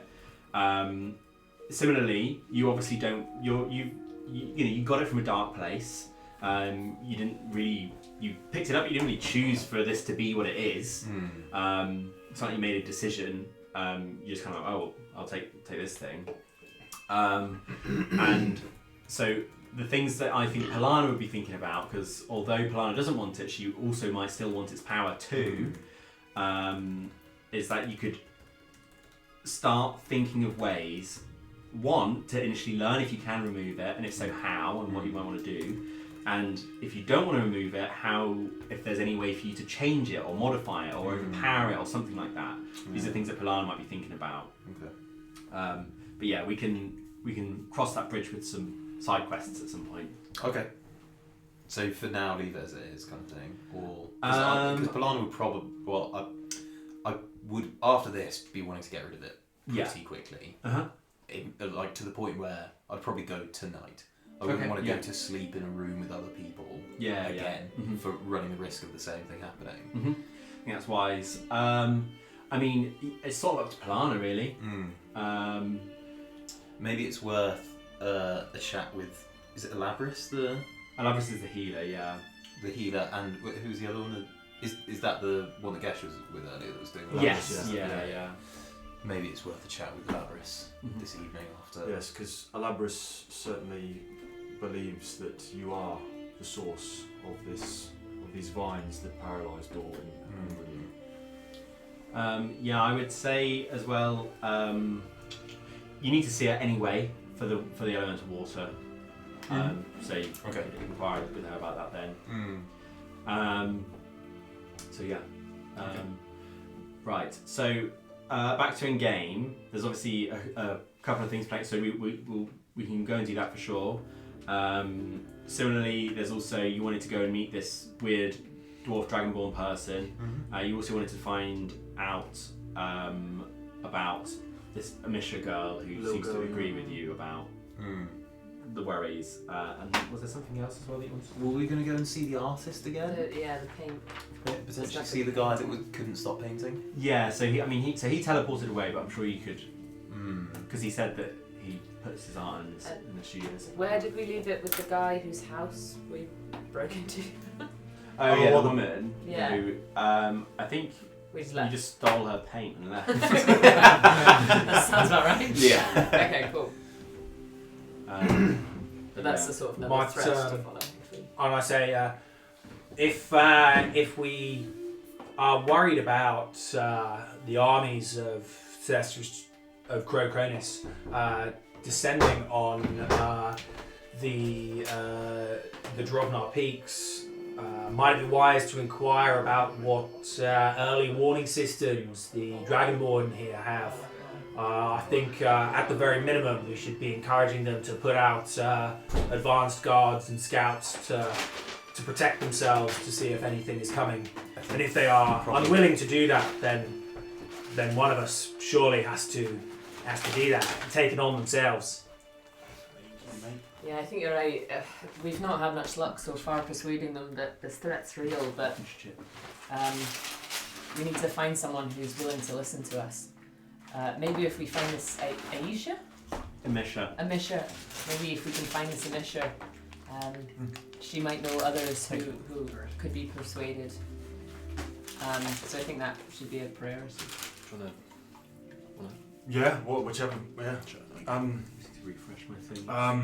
Enoch, I think that your suggestion is wise. However, I think the cult of Croconis are clearly attempting to penetrate in a magical way. The scouts were surely a good precaution, but I think our efforts would be best invested in maybe trying to change the minds of the mages and sorcerers that they have here, and investing their time in investigating these magics at play. Perhaps what's befallen us today might persuade them that they're not as safe, or the people within this realm are not as safe as they think. I think we went round that with one of the associates. They were under the impression that one of us had brought the curse into their realm. they're so complacent. It's warped their sense of judgment. Yeah. I do think these cursed dragonborn folk is really the only lead we have to go on. That's at the moment. So I really think we should pursue that. I reckon we should track down that little girl. Indeed. Let's speak to Amicia and see what she has to say. She had visions of us coming as well, so maybe she's the only one that's actually sensible around here. It's starting to sound that way. It's crazy, isn't it? How the person that's most often overlooked and not listened to is often always right. And I puff out my chest and I start walking out the door. Are you in favour of not listening to Enoch? We all just carry on drinking. You all now don't look for the guy. Well, one, he not being right and us listen to him. Two, Croconus winning. What time of day is it? Is it like... Night reconvene? time, yeah. Oh, okay, cool. You got this, mate. I don't know how. It's alright.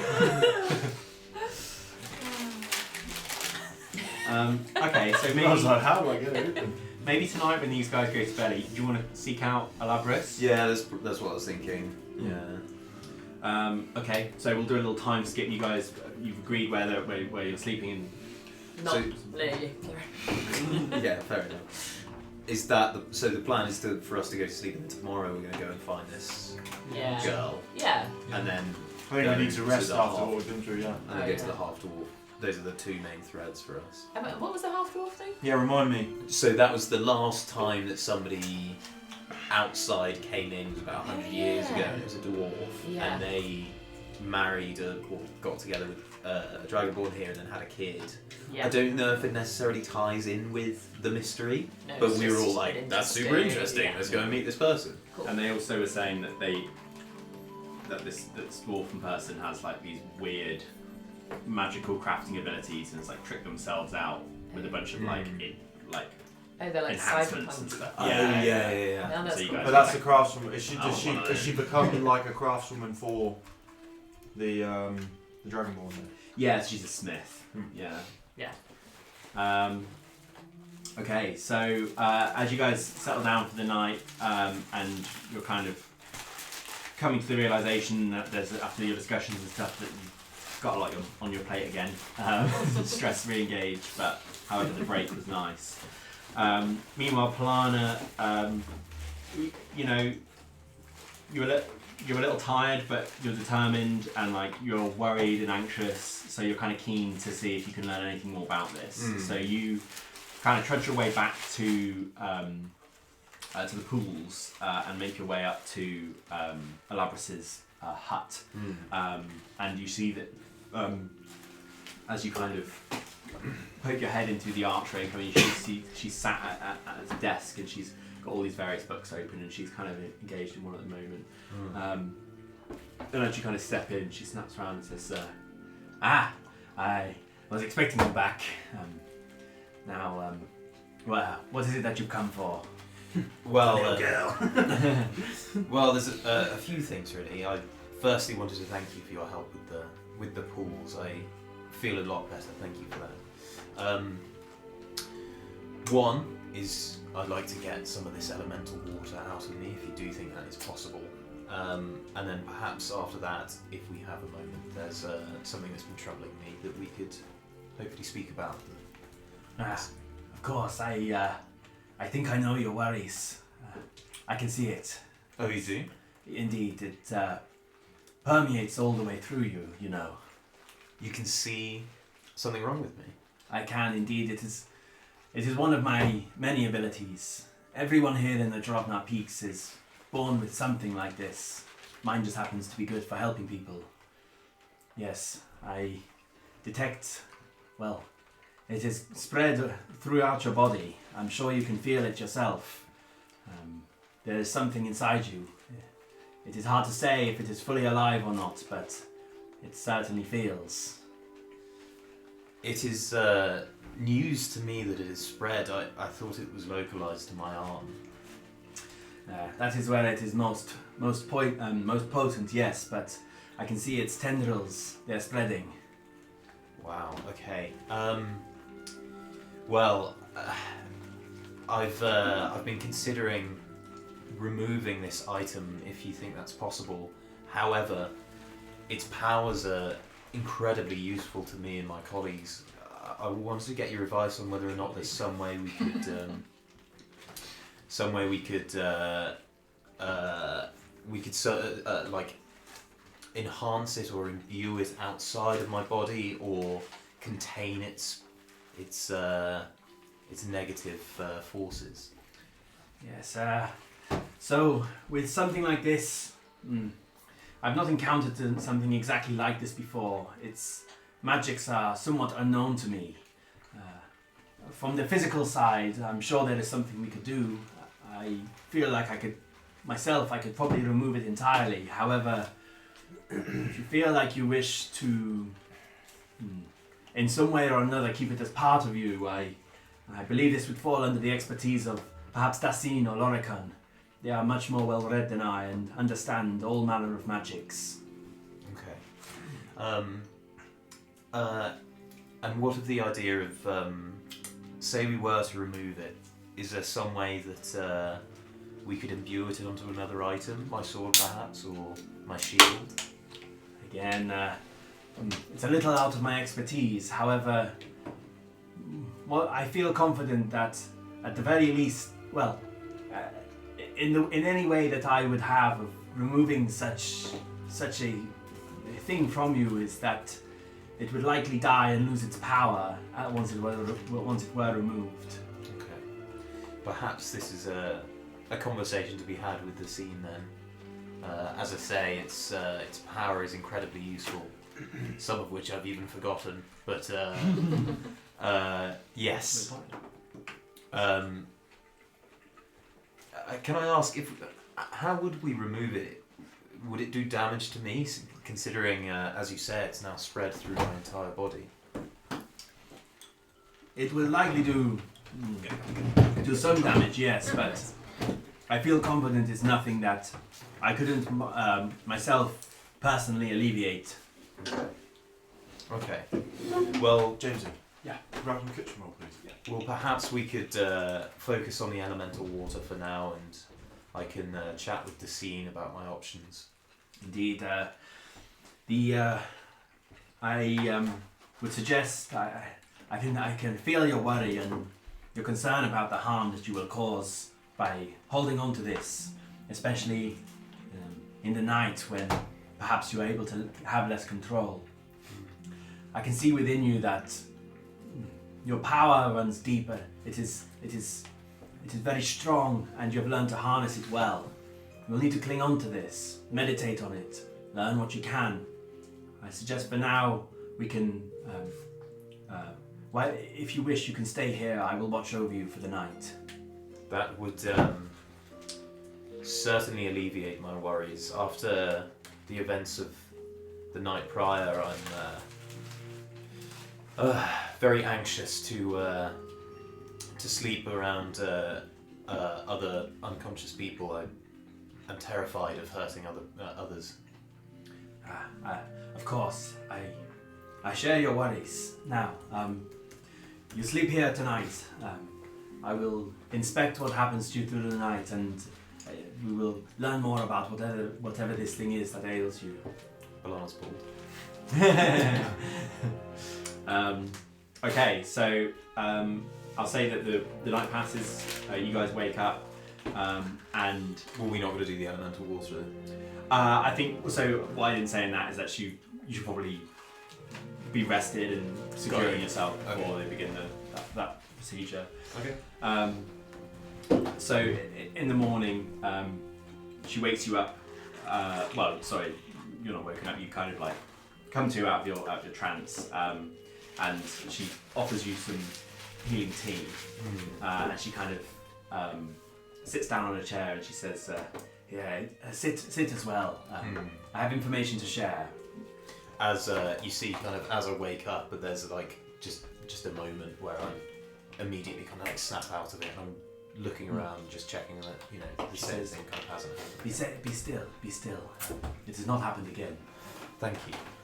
Accept the tea and kind of.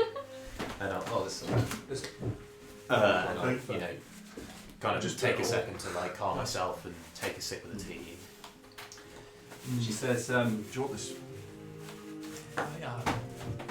In the night, while you were at peace, your arm appeared to be moving somewhat of its own volition.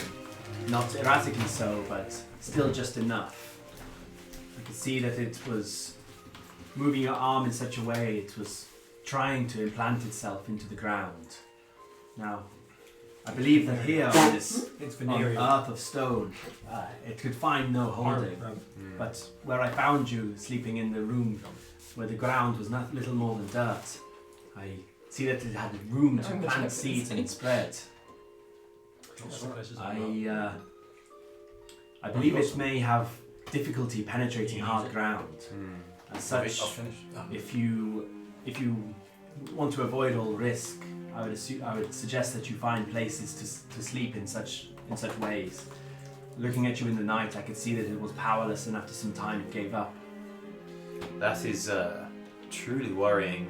The thought that I could, this thing could spread and tarnish this utopia you and your people have built here, is one I do not wish to ponder on.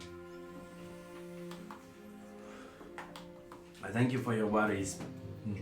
Between us, I'm sure that our magics could prevent any threat such as that.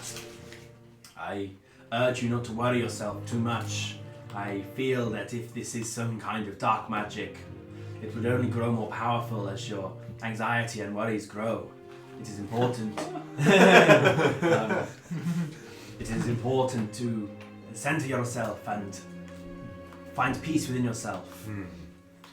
At this, Pilanna will just kind of take a second, take a big breath in, maybe close her eyes and just Have a panic attack.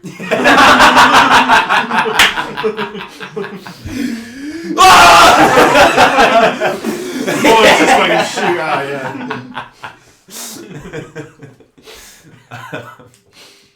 yeah, sure. He says, good. I can see that you are one too quick to master your own mind. Now, why don't I gather your friends and they can join us for the removal of the elemental water? And with that, she stands up and says, Help yourself to more tea. disappears, and reappears where you guys were staying. I imagine Pilanna told her or something.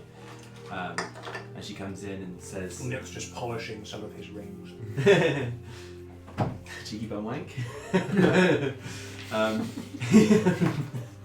Multiple rings? Well, that's how you'd polish a ring if your finger was on a cloth. You'd go round and round it like that. You would, yeah. You would, Even yeah. just poke inside.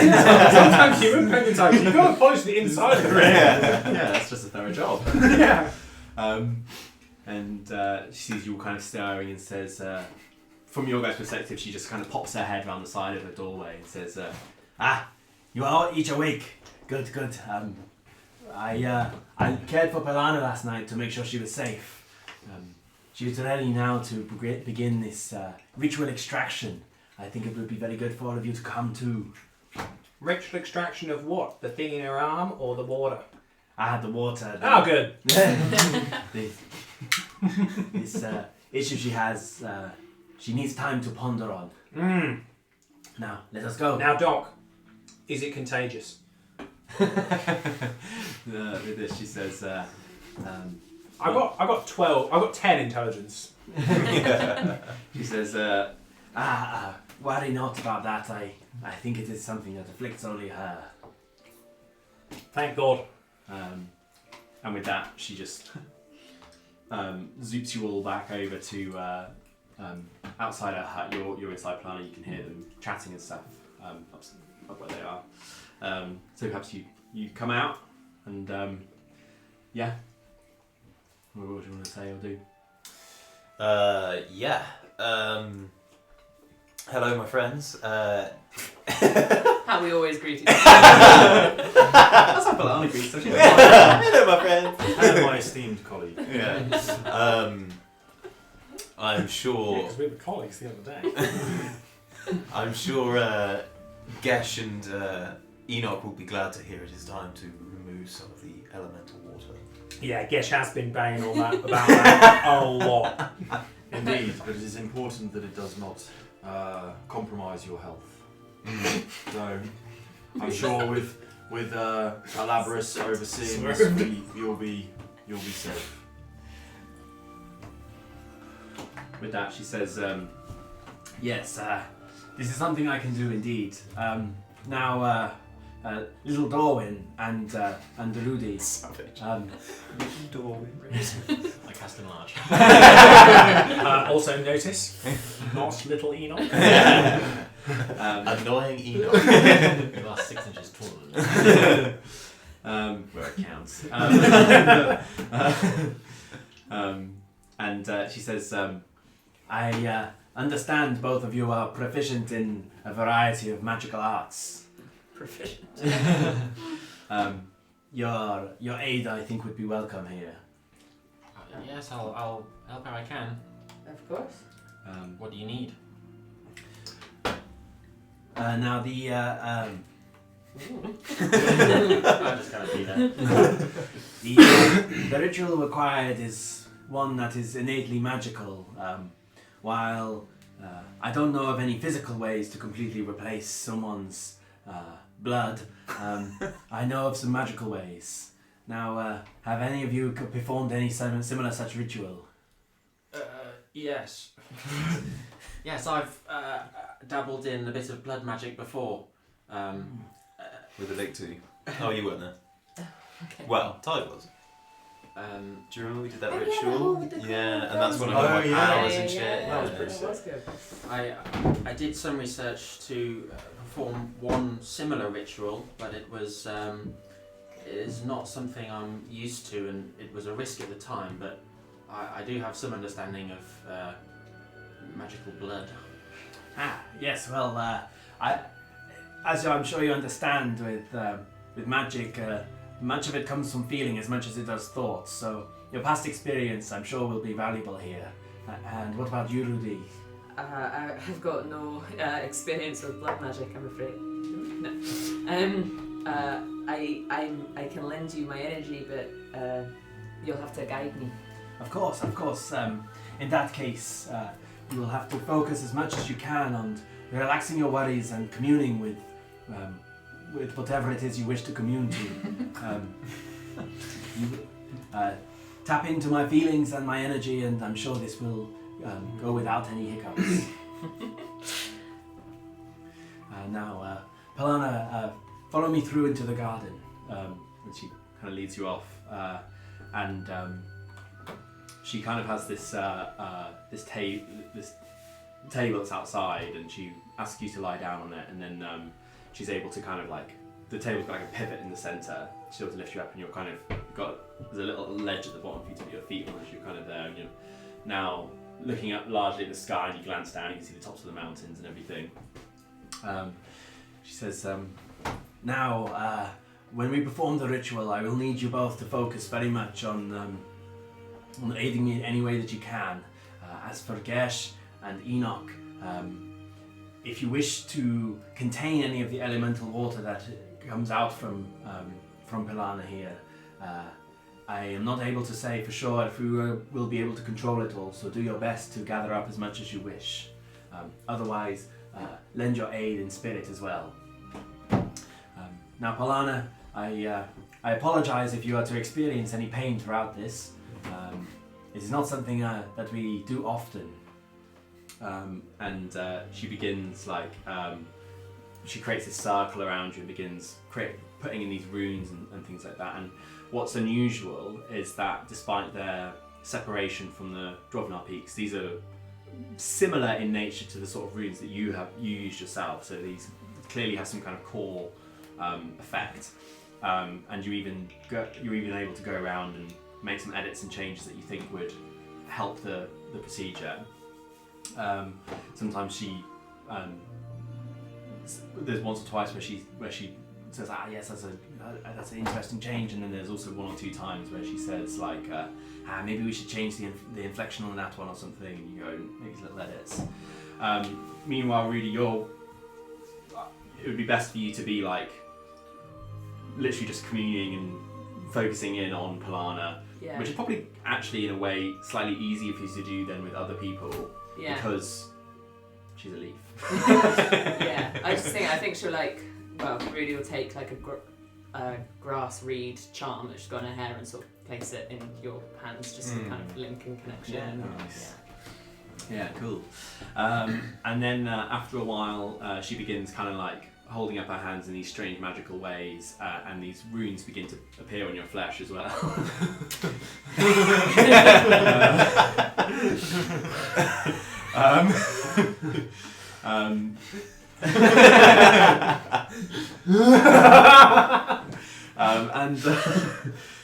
These runes begin to appear in your flesh. You can kind of feel them. They initially kind of float down from above and then kind of press into you, and they feel kind of heavy as they like press into your skin.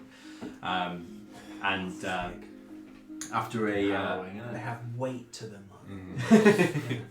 After a minute, you begin to feel this kind of like tingling numbness running through your body, and as you guys can describe what you would be doing. She's very much just casting these various like sigils and stuff, and kind of muttering these tones under her breath. What would you be doing?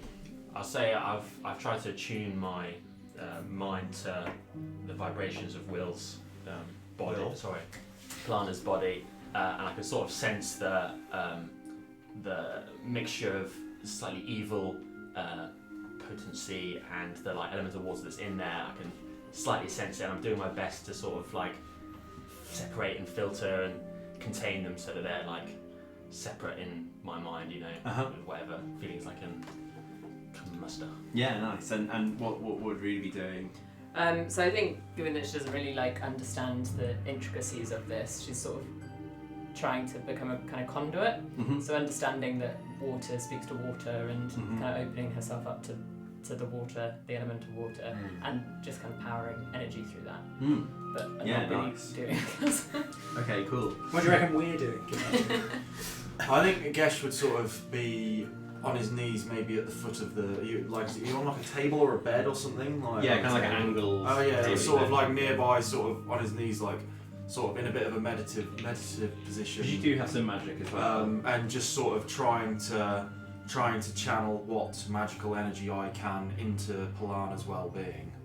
As much as it's important for me to gain the elemental water, I also want to make sure it doesn't hurt Pilanna, because obviously I've got some healing spells, so maybe I might be sort of, I don't know, it's like kind of casting. Yeah, kind of like in a cantrip kind of a way, just very gently presenting some of that magic to the whole ritual. Yeah, nice. Enoch just looking at this hippie nonsense. Enoch is just stood leant against a wall, just having a low stick, just like smoking to her face. Yeah, it's great stuff. Smoke rings around her head. Boogity. Yeah, can I ask you a question? With my psychic teleportation, I can't find anywhere if I have to communicate in my voice or if I can communicate in any voice. Oh, I would say that telepathy. Telepathy. I would say it's got to kind of be you. Because I feel like the psychic element is that you're presenting your mind to things, Could I try and make a deception with that? Or I think so. Yeah. Yes, similar to as you would with a voice kind of thing. Whoa, I'm a monster, like in a cave somewhere. Like, whoa, don't come over here. Sure. Such a scary monster. Works every time. It's probably best to leave. Scary. Roar. Or just it would more like to a monster being like, you just gained sentience. It's a good idea to leave. I am very scared. Scary. Okay, yeah. So after a moment, you feel this weight bearing onto you, and then you suddenly feel this intense, sharp pain. in your bones. Gesh is there. I've been through the wars, Yeah. Gesh is there, vials at the ready. And Funnel. you can immediately feel like you're kind of coming in and out of consciousness, and when you briefly fade, like initially as you start fading, it's almost like a slight respite from the pain, but then as you enter unconsciousness, you're kind of greeted with this pain still, and then it kind of snaps you back into this very horrible dichotomy. And as you can begin to feel, You guys are not worth it. You did say you can take pain. Like, as you begin to feel like this, the water begin to come out like sweat as you're starting to get slicker and slicker as drops begin to form and trickle down off you. Meanwhile, Elabris, as she's casting his spell, she kind of gathers up some of the streams and sends them off in different directions, and we'll do some checks to see if you can catch them or not as they kind of float around. I think that was the only nat one.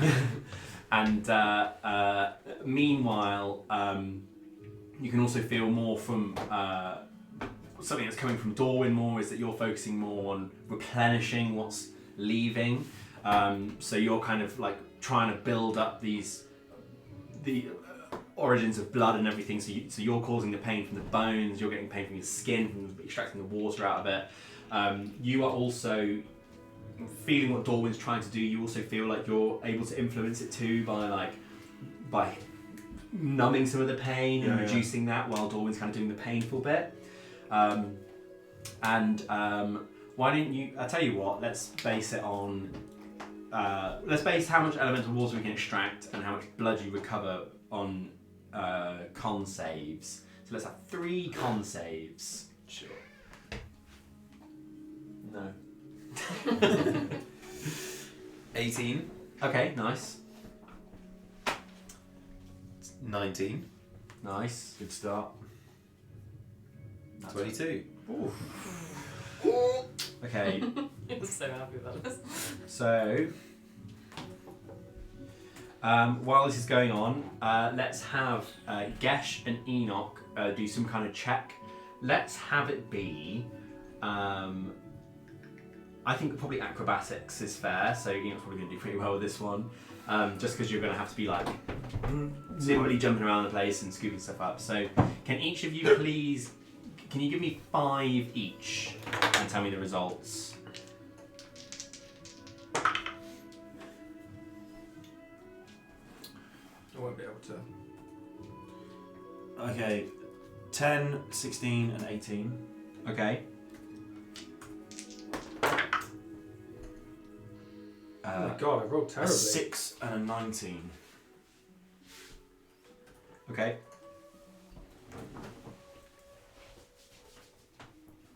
Right, working terribly. Salavi. Yes, LV. Oh my god, this is like exceptionally bad. This is impressive. What have you got? You're still getting like 16s. Yeah, but And a 29. But with a plus 15. yeah, like, you know, that's 5. I got a 17, a 16, a 23, a 16, and a 29. They sound pretty awful. fucking good. What's your modifier? Plus 13. That's pretty bad. So I rolled a 3, a 4, a 3, and a 5 or something. Yeah. And then out of that's low Not pretty bad, probability. yeah. Okay. He doesn't care. No, yeah. After all he's gone on about it, he doesn't even roll well. He's like, he's still got his cigarette in his hand, so he's using his left hand to catch it. So as the ritual begins to draw to a close, you are kind of feeling this pain in your bones. You feel like they've all been kind of like, well, I mean, content's just been pulled out of them, basically. As the ritual comes to an end, you see that Elabris just kind of, with this very dramatic hand movement, just wipes her hand through the air, and with that, this pain just kind of recedes. You find you were gritting your teeth before, and suddenly, you're relaxed, and you take this breath in for the first time. You feel like your muscles are your own again, and you feel pretty great. Okay. As you can feel your muscles as you begin to move them and stuff. it feels like the oxygen is going back into them, and you feel less anemic and just back to yourself pretty quickly. Meanwhile, you see that Dorwin maybe looking slightly anxious, but also understands that things have gone kind of okay. Rudy has no idea. Has it gone well? I don't know. Rudy, you're feeding off Elabris, who is, very professionally maintaining a very calm aura. And meanwhile, between Gesh and Enoch, from you guys running around, you were able to collect 5 vials of elemental water, which is. Were any of my rolls a fail? Sorry? Were any of my rolls a fail? Yeah, some of them, yeah. Should we say that Enoch collected 3 and I collected 2 because he rolled way better than I did? Sure, yeah. Yeah, okay, cool. So you guys have these vials. Might be a good time to hear. Did you work out my potioner's rules? Absolutely not. I will do it though. Just send me a message, because I always forget about D&D stuff unless I've not got anything planned. Pilanna, you kind of hop down. You're feeling good. Maybe swing your sword around or something. I'm kind of like stretching out, kind of like, I don't know, almost like kind of bouncing a bit, and I'll You've literally just had 3 units of red blood cells. I feel pretty good about that. Thank you, everyone, Elabris especially. I feel considerably better. I'm very glad to hear that. You all played your part. You did very well, everybody. Thank you all for your aid. No, thank you, Elabris. We could not have done this without you. She kind of pats you on the shoulder and says, Very well. Feel free to go in and raid any food and drink from my house. Are we others I need to attend to today. Are we inside her laboratory? Are we? No, you're in the Oh, garden. we're in the garden. I'm envisioning that the elemental water looks a bit like liquid mercury. Yeah, But I don't know what you so I've meant. always said that the elemental water, it would have been extracted purely as water, but I've always pictured it as it like changes state, like it goes kind of like, sometimes it at a glance looks a bit like rocks, and sometimes and then it snaps into a bit kind of like fiery water and then back So to does water. it change and stuff. in the vials? Then? Yeah, it's like kind of like erratically shifting, because it's like because it's quite magically potent. It's got quite a lot of energy that it wants to like shift around in. So like what's it called when is it? It's not, what's the word when a liquid gas? Triple point. Yeah, triple point is it? Triple point When is it where boils. it's all 3. It boils, Yeah. goes to liquid, it goes to solid, like rapidly Yeah. fluctuates between each of those things. So yeah, it's kind of doing that, like erratically shifting between So- states. Okay. Yeah, but we can say that it's maybe consistently like kind of viscousy, mercury kind of thing. No. That's way better. No, like both. Yeah. Cool. Okay, cool. So with that, Elabris kind of offers her farewells and heads back to her house and goes. And you guys now have some time to think about what you want to do. I immediately go downstairs to her laboratory and try and craft a potion. Yeah, and I follow him down going, I guess, are you going to do anything with that vial of dragon blood? I go, yeah. Ooh, because we haven't even done like an identification process as to what it might.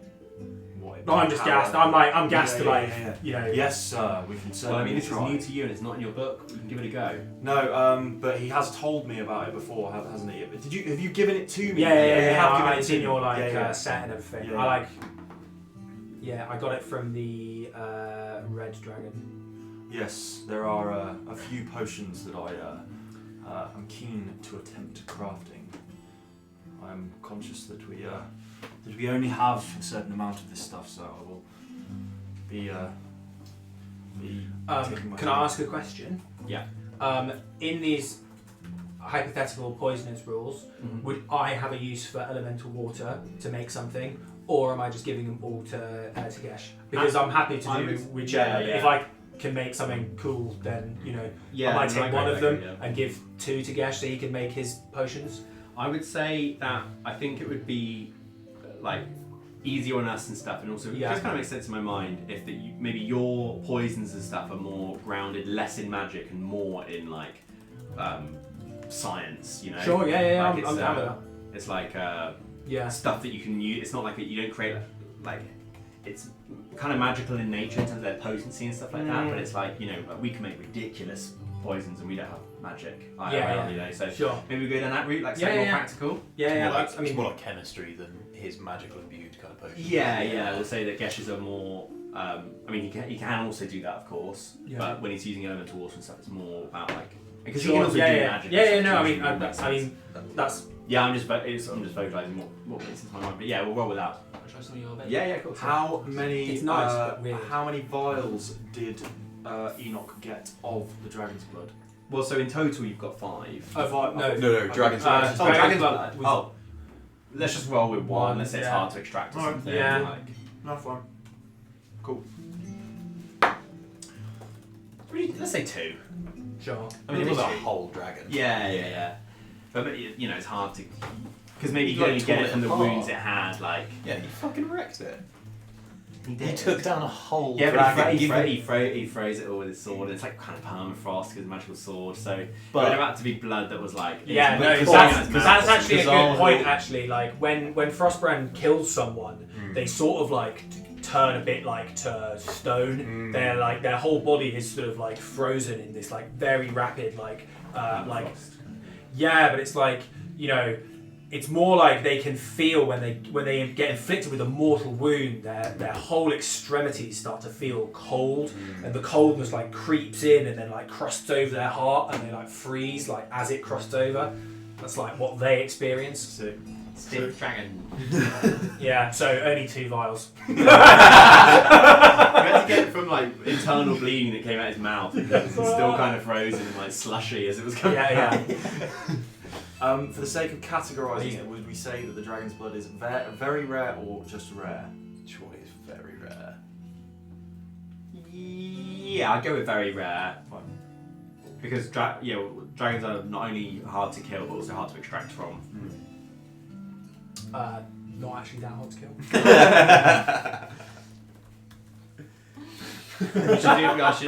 I should put you on a get you to do a 1v1 dragon encounter and see if you do well, because Khazal took off a big old chunk of his health with his lightning breath at the beginning.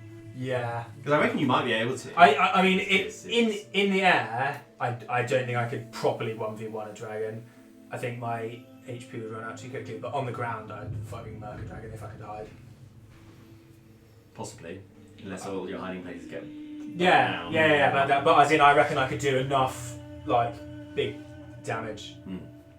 Yeah, probably. Because if I average, like, 65 damage a turn... You don't average 65. No, I don't. Well, I normally get that. You crit? Didn't you crit it? Yeah, I crit it once, but even with the non-crits, I'm doing, like, 40. Yeah. Yeah, fair. And it also depends if I have poisons, which is why I'm, like, hoping to get the poison. Because I want to do tons of damage. Being in Elabrus's lab, would I potentially have any kind of buff to my proficiency with making potions? Yeah. Yeah? Yeah, for sure. Yeah, this is a fun pro setup. We'll do advantage, I think. Okay, cool. As per the rules. Yeah.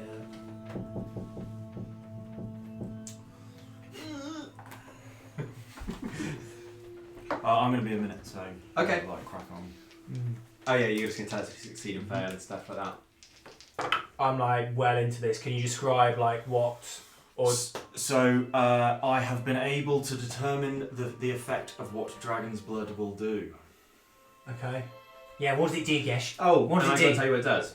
Ah, okay. That's why I'm staring at you. So you think that obviously based on what modifiers and stuff you put into it and how complex you make it, but you think that it's a difficult ingredient to work with because I know there's a scale on that. So basically, the DC that I needed to meet was 20, and I got 25. Nice. So you think that the effect that you're expecting from Dragon's Blood, this being a red dragon, is that you're going to have essentially an item that you wouldn't ingest but would throw, and it would cause the effects of dragon's breath in a radius. Nice. Sick. Should be cool. So for this guy, it would be fire, obviously, because he's red. Oh my god. Can the cats use a microwave? You keep forgetting that Harry lives here too. Oh shit!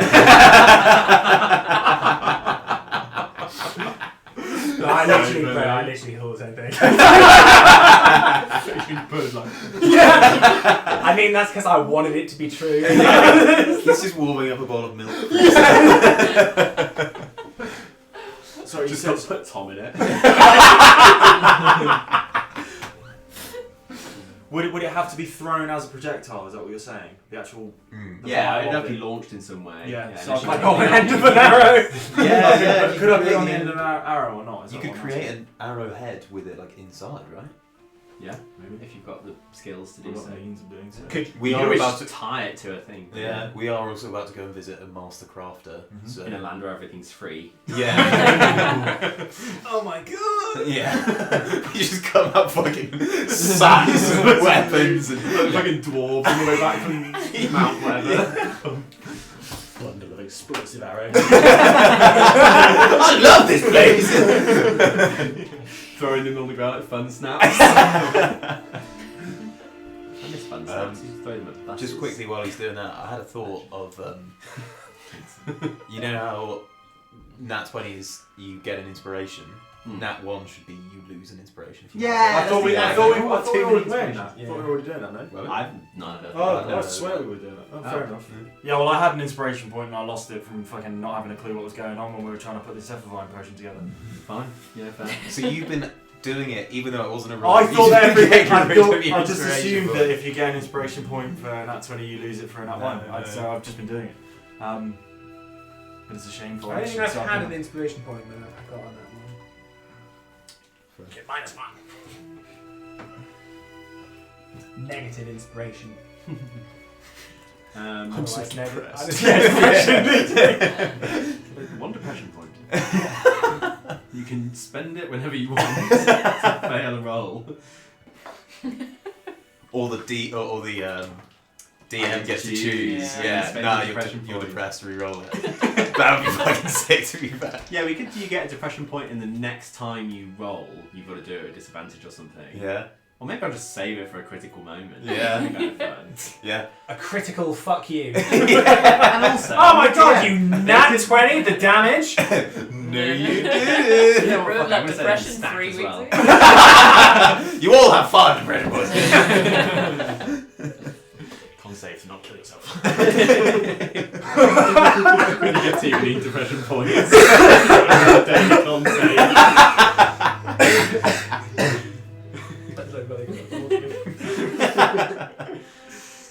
Yeah, roll to resist invasive thoughts. Yeah, it starts off low, like roll to get out of bed. Then grows into something more. Oh, you didn't seek therapy in time. Not one on your therapy roll, they made it worse. They blamed you for it. You should kill yourself. Because you are a bad person.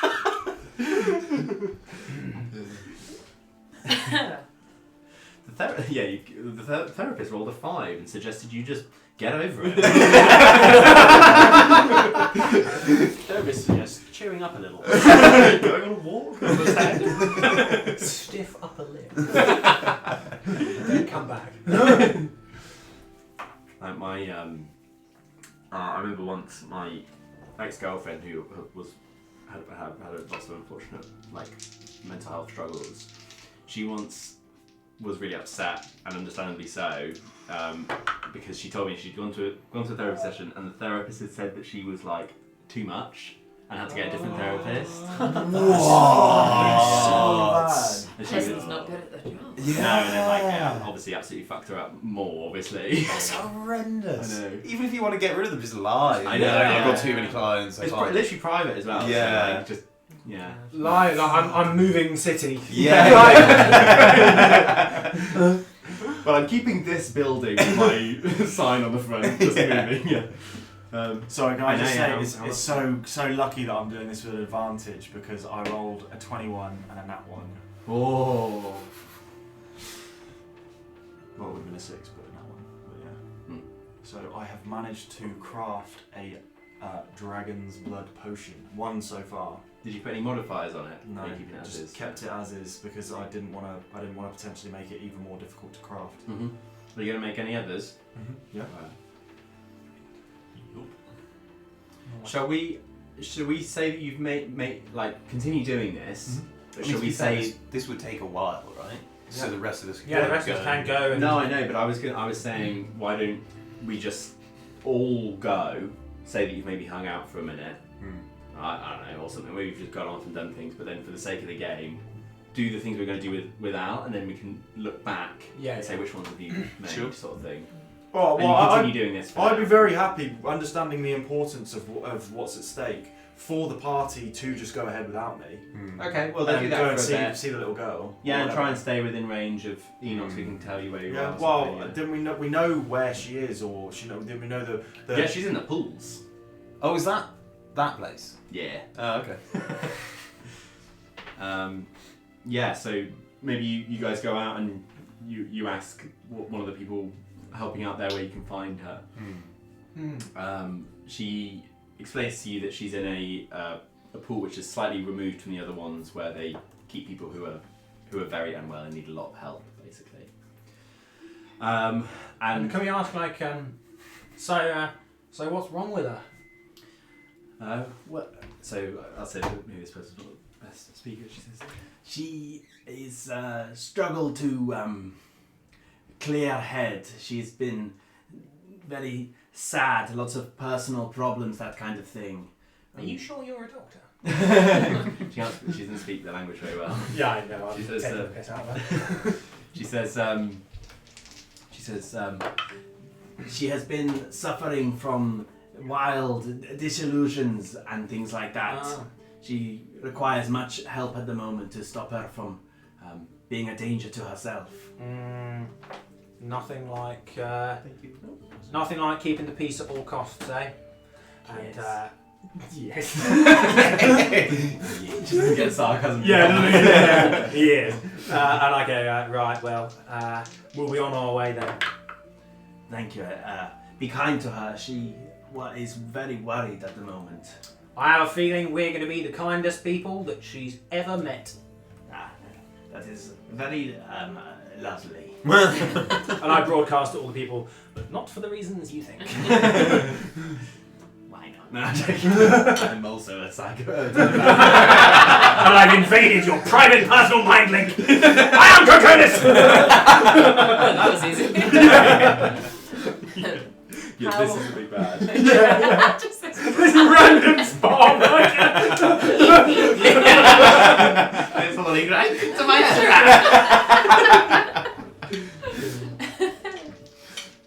Yeah, cool. how far away is the pool bit? Oh, not very. Like you can just Walk there. over there. Yeah.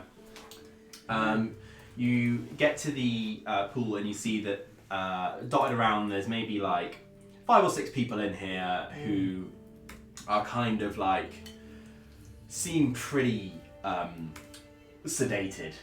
They're kind of sitting in this pool. They're kind of like got kind of dumb smiles on their faces. They just kind of like looking around and like occasionally laughing at one another, just like little kind of half-hearted giggles. And you also see the little girl, Amisha, who is kind of sat slightly separate from the others in a sort of similar state. You see she occasionally kind of like gets this little like worried expression on her face, but otherwise is pretty aloof to the goings on around her. Fully immersed in the K-hole. Yeah, these guys are tripping balls. So how would you like to proceed? Guys, we've got I to don't approach this delicately. We're probably going to be the first person in her life to tell her that she's not mental.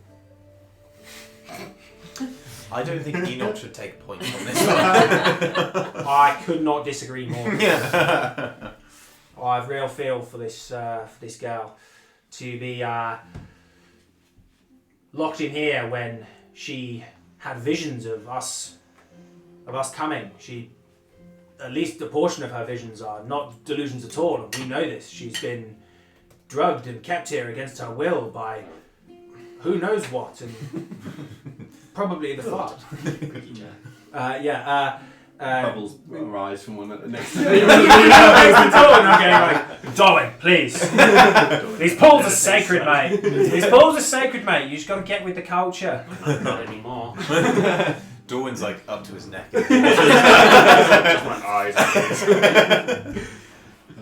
Can I ask, by the way, as well? I wasn't here for the session with the girl with the visions. What were the visions? Oh, What did she see? I didn't talk about visions. Yeah, you I did. think. You said that. No, she thought she's like people went missing, and she thought there was like weirdos around. Nah, she definitely said like she went up to us and she was like, "These are the people that I saw coming." No, she said. She didn't have I mean, I dreams, don't remember Oh, saying that, but it would have been pretty key, I think, to the thing. fair enough. Yeah. Alright. I just remember her overhearing us talk about like, is anything weird happening? And I was like, no. And she was like, yeah, there was something weird. Like, those people went missing, and blah blah blah. And they're like, shut up. Yeah, basically. Alright. But, yeah. Okay. So yeah, as you kind Okay, of. well, I will amend my statement to say, we know that there's something going on here. These people probably have gone missing, and someone's trying to cover it up. We've got to tread delicately and not attract too much suspicion. We don't want the whole of the Enclave turning on us and at the whim of someone in control. We're gonna say we've got to tread daringly.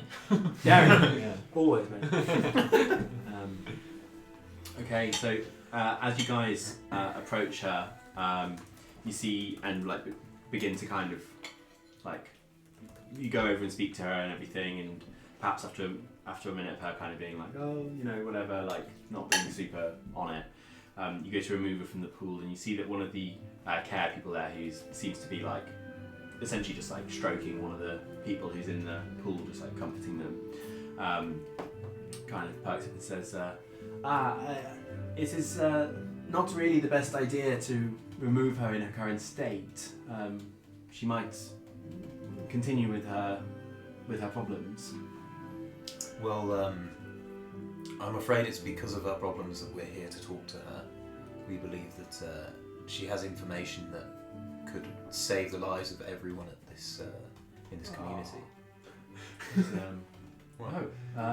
That sounds a little strange, but if you say you have important business with her, I just urge that you be quick so that she doesn't overdo herself. And Enoch saying, like, guys, I don't think we should be broadcasting that we are here to. Oh yeah, I forgot you said that. The first thing I like, we shouldn't be broadcasting the fact that we're here to rescue her or get information about it. The elders of Drovnar Peaks made it quite clear that they don't really want us talking to her. They Did they? yeah, they Yeah, like I didn't express that. yeah, they squirreled her away like immediately. Yeah, They took her to health, Ah. to So like they- this health spa. Yeah, Oh, fair. I they thought told were us- fucking shady. They told no, us I mean where she was. it was quite shady, but they like told you where she was, and Yeah, and, Okay. and they were like, you can visit her if you want. Like, Ah, okay. It was all All fine. right. they just don't want her out of the because they're worried Yeah, about sure, fine. her Okay, Yeah. all right. freaking out about all this shit. Question. I thought there might have been more to it than met the eye. Maybe there is. Yeah, but Being Maybe in not. Labrys's lab, I was able to also identify what the effect of frost saliva from Luxus's corpse would do as an ingredient.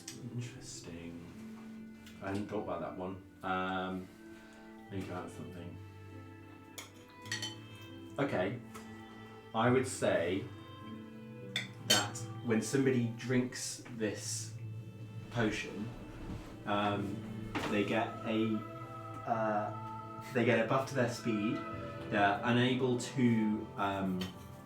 They're not affected by difficult terrain because as they travel around, they leave behind them like a 10-foot wide trail of ice. Basically, there's difficult terrain for everyone else, but it allows them to kind of glide over whatever they want to. Imagine if you used that with all of your buffs already. How far would you be able to travel? It like doubles your. So, what could be? That's such a how- good zone. That's such a good zoning spell, though. The difficult. You leave a trail of difficult terrain. Yeah, so you could like It's like a trap. fucking zone. Yeah. I'd say how Just much groups farther up could I go? everybody. well, I mean, most of the rules like either double or half movement speed. So we're doubling. What's that thing on subreddit where someone like goes through all the things where they like add and double and double and double their movement speed, and then it's like they can move Oh, the like monk. 3 miles in like a second or something. Yeah, there's From this loads dude of shit. did like a speedy monk build, and he can like, yeah, he can go. I think he can go like 700 feet around or something like that. And he's doing his thing. So anyway, yeah. So yeah, fuck it, let's double it. I think it's really cool. 480 Like maybe. Just like a 480. sound barrier breaking. Yeah. Machine. 480 in 6 seconds. That's insane. Also, I was thinking, could I just sprint into someone? When? Like As why? in an Oh, attack? that reminds Like me. in the There was voice. something I wanted to say. Equal damage though. Nah, he's Got a wearing shield. fucking armor plate. Yeah. So just to add something for the martial guys, so you guys, just so there's more things to do. Yeah. I was thinking of giving you guys because basically, apparently after level 10, the martial caster divide begins to grow a lot, and some martials end up feeling a bit like not as good because they're not doing as much interesting stuff. I was thinking of giving you guys I'm not 100% sure on the numbers, but maybe 2. They're called maneuvers from the Battle Master Fighter subclass. There's quite a long list, but I was just saying you maybe have a look through them and just see if there's anything. I was hesitant to offer it to you. Yeah, I was going to because say, you Jamie, fucking. Yeah, you need more movement. But I might. What we might do, JT, is maybe assess. Maybe not give them How to you OP now, it is, yeah. and then later on, if we're noticing that these guys are busting out like 6 and 7 level spells willy nilly, might give you one or two then. So not for me, just for Pilanna And Gesh. and Gesh. But None for me at the moment. not at the moment. Just one now. Not now. now. We're at level 10. You're the fucking tank of our group. Yeah, you're very tanky. You're averaging Yeah.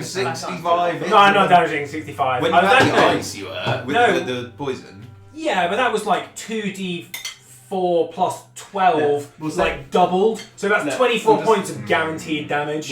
We'll roll Do with. you know what I mean? That's like a guaranteed minimum 24, and then all my d6s and Yeah. stuff is I'm pretty chunky. gonna start by giving them to them. Feel free to have a look at them though, and I'll reassess. But basically, because it's just for like you, Gesh, it would just give you more things to do. Oh mate, I'm sorry, I haven't listened to anything you've said. Oh, that's alright. Oh yeah, tell me in a little bit. I'm just That's fine. Sorry. Oh my god, they love the goo. So it's like the ability to like you can parry and stuff like that, and do all these Oh, as a reaction. There's a big list of different ones Oh, that that's have cool. little effects. Like maybe you can attack and tackle someone, something like that. There's a couple of them. That's cool. Yeah. I just feel like everybody should have kind of access to them anyway, because it's like just fun little things to do, and they're not massively game. Plus, like a level 12 paladin would be able to parry and shit, wouldn't they? Yeah, you'd think so. Yeah. Yeah. They do say, although they do say that similarly though at high levels, they do also say that paladins are one of the stronger classes. So, but We'll play it by ear. We'll play it If by I- ear, yeah. If You I know, feel weak. according to like the rankings, like rogues not a very strong. Like it's like wizards are better, paladins are better, sorcerers are better. Like according to some, all the casters are the best, but according to like some ranking. I mean, I have no idea, but like I would just say that I'm read it also- about it. one of the things for rogues in my game especially is that I'm obviously pretty loose with like what people can and can't do. So you've got a big advantage in that because you kind of guarantee sneak attacks pretty often, and also you roll ungodly high on your fucking health. Every roll's been really? like you've been kind of exclusively got 6 and 8s, you know. Yeah, and also I now have fucking tough. Yeah, and you've got tough now. But that's just and like at the disengage, expense of like 2 ability points. Yeah. So like my base stats aren't, apart from Dex, like none above 15. Yeah. So no, you've just built Yeah. them well, and you and I play D&D in a similar way as well, which like benefits both of us. So, yeah. So feel free to check them out. yeah, but I shouldn't be punished for having a god build.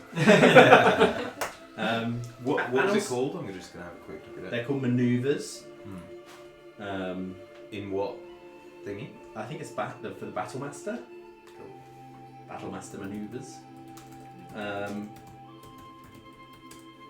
Yeah. I'll wait for folks to get back and we'll do this bit of stuff.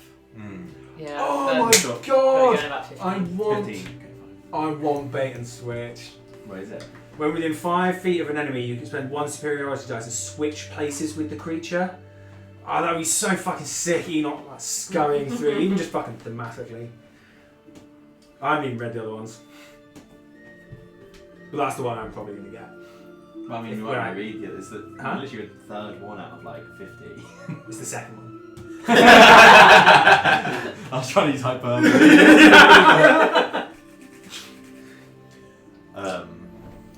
Also, just while we're waiting around, my thinking with the whip is I'm probably going to get rid of it, just fully remove it.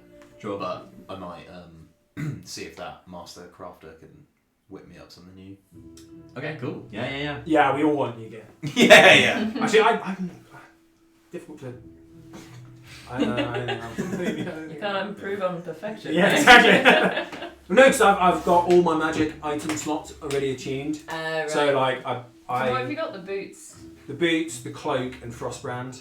Oh. Unless I can get, and the boots. boots and the cloak are just like Such a combo. Yeah. insane utility. Yeah. Which And is they like- fit your character yeah. as well so much. So I probably got my like final build gear at like level 7. Yeah. It's really tough to see me like swapping out those two. There's some pretty handy stuff out there. Oh yeah, but Finished crafting Oh yeah. What have we got? Oh yeah. Did generally successes? every single one succeeded. oh, Yes. my Oh. guy. If you ain't got one, have an instant. I even got a nat 20 when crafting the final potion using the frost saliva, so therefore I get 2 vials of it. Yes. Yeah, baby. So the first one was the red dragon's blood, which I have named. Where are we? Hold on. I have named it Infernal Ignition. Right. When I finished crafting it, it's manifested in the form of like a molten ball of lava, right?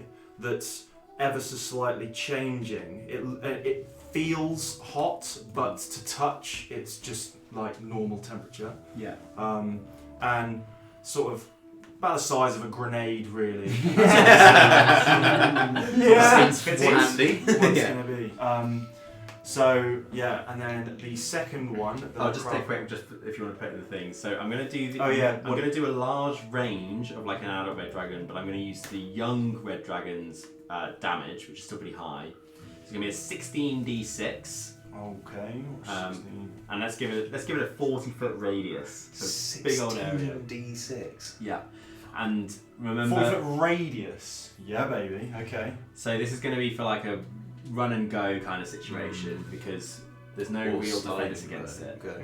Slip. So should we go back up to the end place and get more elements? I'm picturing Drovnar with the ice thing and her boot thing and everything, just like being in the like The last in person. the middle of like a surrounded by enemies, dropping it and then outrunning the blast away, just like see you. I'm fully seeing like a Quicksilver thing from X-Men. You know, Yeah. the big Oh, I imagine that as well. running Like, around the like the room. big fucking fire explosion and this Yeah. ice trail just in Yeah, the yeah. middle of it all. And it just like doesn't burn at all in that bit. Okay, and so the second potion that I crafted was from one rock vine that I managed to salvage way back when we were in the scales, foraging for it, which is like this thick green vine, and that's crafted a potion of invulnerability. I think that's going to combo well with the dragon. Yeah. I don't even need to run away. It's so sick. For 1 minute after drinking this potion, you have resistance to all damage. I think, did you make one of those before? Oh my No, I fucking made god! I made a potion Literally, of like invisibility. Pilanna starts the battle, jumps 500 feet in, nukes everyone, takes no damage, and leaves. Bonus is just we found an A-bomb and a ballistic missile. No, you did. You We already made that. basically had. Oh, I. Potion of invulnerability. Yeah. Oh, okay, fair. Right, so I've already got one of them. You've already got one. So at any point, Another sick thing that you didn't even realise. Yeah. No, I knew I had that Oh, one. fair. But it's just so rare, I don't know when to put it out. Maybe on the multiple occasions you've basically died. I didn't know I was gonna die. Can't wait to call in a tactical Pilanna. 25 kills, speak, let's go.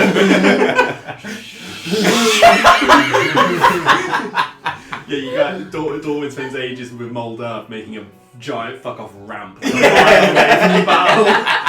send her in!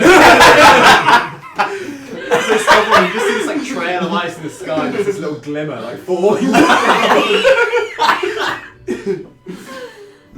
Okay, cool. And the Just spray paint Does, deer when that she off. lands to deliver the bomb, she takes no damage. Does she slide, or does she just her legs just start running and just catch up with the ground as she like lands back down after the jump? Oh, and she did a jump. Yeah. I think she'd frozone it. Yeah. Oh, just sliding. Yeah. All right. Oh, amazing. Fuck, I'm cool. Lana's just daydreaming. Lana's just daydreaming that and that slips out.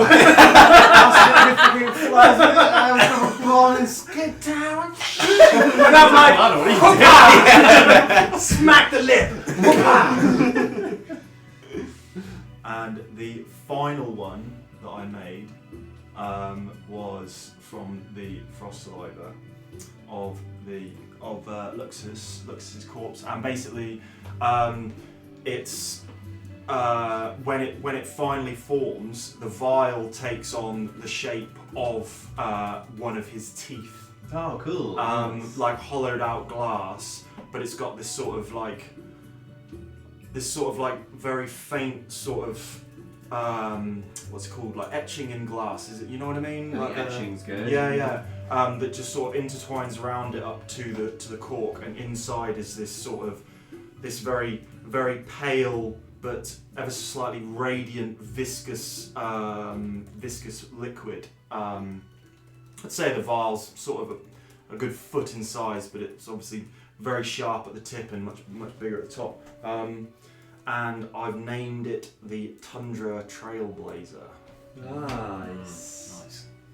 And did you get 2 of those? I got 2 of them, yeah. Nice. What does it do? That's It doubles movement speed and leaves a wake of difficult terrain that's icy, that's 10 foot wide. Hell yeah. And you're holding on to the other 2 elemental waters for now, yeah? Cool. Hell yeah, if I can make this shit, yeah. Well, I mean, what else would I do with it? Do you have any other ingredients? Well, you got the Zephyr Vine as well. That could be an interesting one. I have. Let me see if I know what it does. So presumably there's stuff in the lab, right? This is why I'm able to succeed with all of these, because I'm doing all of this with advantage. Being But as in, in there are Alaris. other ingredients you could do the last one with. Basically said help us out. Yeah. Oh yeah. What's in the lab? Oh, nothing that works with elemental water. Just recognising how OP this is. They're just like other ingredients that you could use for like the modifiers and stuff like that. Okay. But I don't think you can even apply modifiers to the spell ones, can you? To the elemental ones? They have to be other enchantments. Sure. Right. But I'm just not been risking it because it makes the DC just way too high. Mm-hmm. Yeah, shortly. It's 22, I think. Okay, probably bounce soon. I have not succeeded in identifying what the Zephyr Vine does. Do you not just get an inspiration point? Is it not worth? You might want to save that for making it. Nah, making it easier. No, he's than- already got than- advantage, bear in mind. Yeah, true. So could you just make it and just not know what it does? I still don't know what it is. Fuck's sake. Alright, but you're making it? No. Oh Well, well. to make it. Well, no, because the it makes it way harder to make it if I don't know what it is. Oh, really? Yeah. Yeah. Okay, interesting. So I'm not going to How risk it. can you not just keep trying to identify? You can try. I have to basically undergo research and find ways of trying to find more about it. So I'm just going to go and speak to Elabris. Yeah. I mean, she's just outside, right? She's at the pools. Yeah. Go speak to Elabris and ask her what it does. Okay. She says, yes, well, I had my suspicions. I'm going to fuck myself up a little bit with this. I did roll the nat one when I was trying to help her make it in the first place. That's alright. But then you got an inspiration point after that, right? Yeah, I just used it. I would say that Yeah. now you've made these potions and stuff and probably spent like an hour or two doing I would it. say I've Yeah. been there for like the majority of a day with Yeah. these because they're so complex. So yeah, you've probably come to like overcome the nat one and like figured out what the Okay. hell's going on with this equipment and stuff like that. Obviously, you can only use like a like a third of it or something. The rest of it requires strange magic and stuff like that. But she says, yes, well, I thought I knew it would have this effect anyway, but seeing it in action firsthand has put any doubt in my mind to rest. Clearly, it fills the person who has consumed it with both great speed and more. Give it to me, baby! That's it, 960! Fucking hell. with great speed and energy. I imagine it would help somebody maneuver themselves around some kind of battlefield or and allow them to strike more often and more viciously. And just for your Mechanically, sake. what's that? Yeah, so I'm going to say it does two things. It gives you the spell Zephyr Strike and also a bit of haste as well. Just a bit. Just a little. Still in. What? Like should we say like plus 40 movement or something like that? Just so it doesn't end up. Well, no, they're two specific spells. Oh. Yeah. Haste also adds. Oh, sorry, two and the AC, spell yeah. haste as well. The spell haste and the Oh. spell Zephyr Strike. Okay, cool. Sorry, what did you say? Will? I would say that one thing that I'm conflicted about is so the bracelet you have that you got from the air elemental. That's also haste. So I'm not sure if you can have two hastes. No, I was going to say. Also, I think 480 is enough. Yeah, I think so too, yeah. Can't cast haste twice. No. Yeah. And mine is different. It's not exactly the same as the spell. I don't know. Like, it only lasts for one round. Whereas Oh, the yeah. spell is like a concentration thing that lasts a minute and stuff. fine. So the speed of sound is 1100 feet per second. So you've got a bit of a way to I'm go. not far off. Per well, second. if I could add a second. second. Because Yeah, you yeah, know, yeah. it's- Yeah. it's I'm not- quite- You quite- found there's a better gear? Yeah. Where? Oh no, it's in like. Wait, can we do that? Yeah, how do you think I've got this whole gear? I found a ton of elemental water. I found a gun. What do I do about that? Go to the police. Alright. Well, from a story standpoint, you guys travelled from a house and spoke to one character. I didn't even speak to them. You've gone to another character. There's a lot of housekeeping. No, but we did a lot. We We did. saved That your was a great life. And we saved your life. Yeah, we Reduced Pilanna. Oh, Yeah. yeah, true. With an eye. We made an A mark. We made the A. We are Oppenheimer. Yeah, Gesh's death. Yeah. Yeah, no, that was. Oh, just imagine Gesh on Dragos, just as a hole of dungeon we've come out of it, and he's there just flying above and just lobs the grenade down the hole. And just like, I've got to say, when we first started this whole thing, I remember I was like, "Oh, I can't wait for you guys to find out like what's going on and stuff." And it's been like 5 sessions. and we've got nowhere.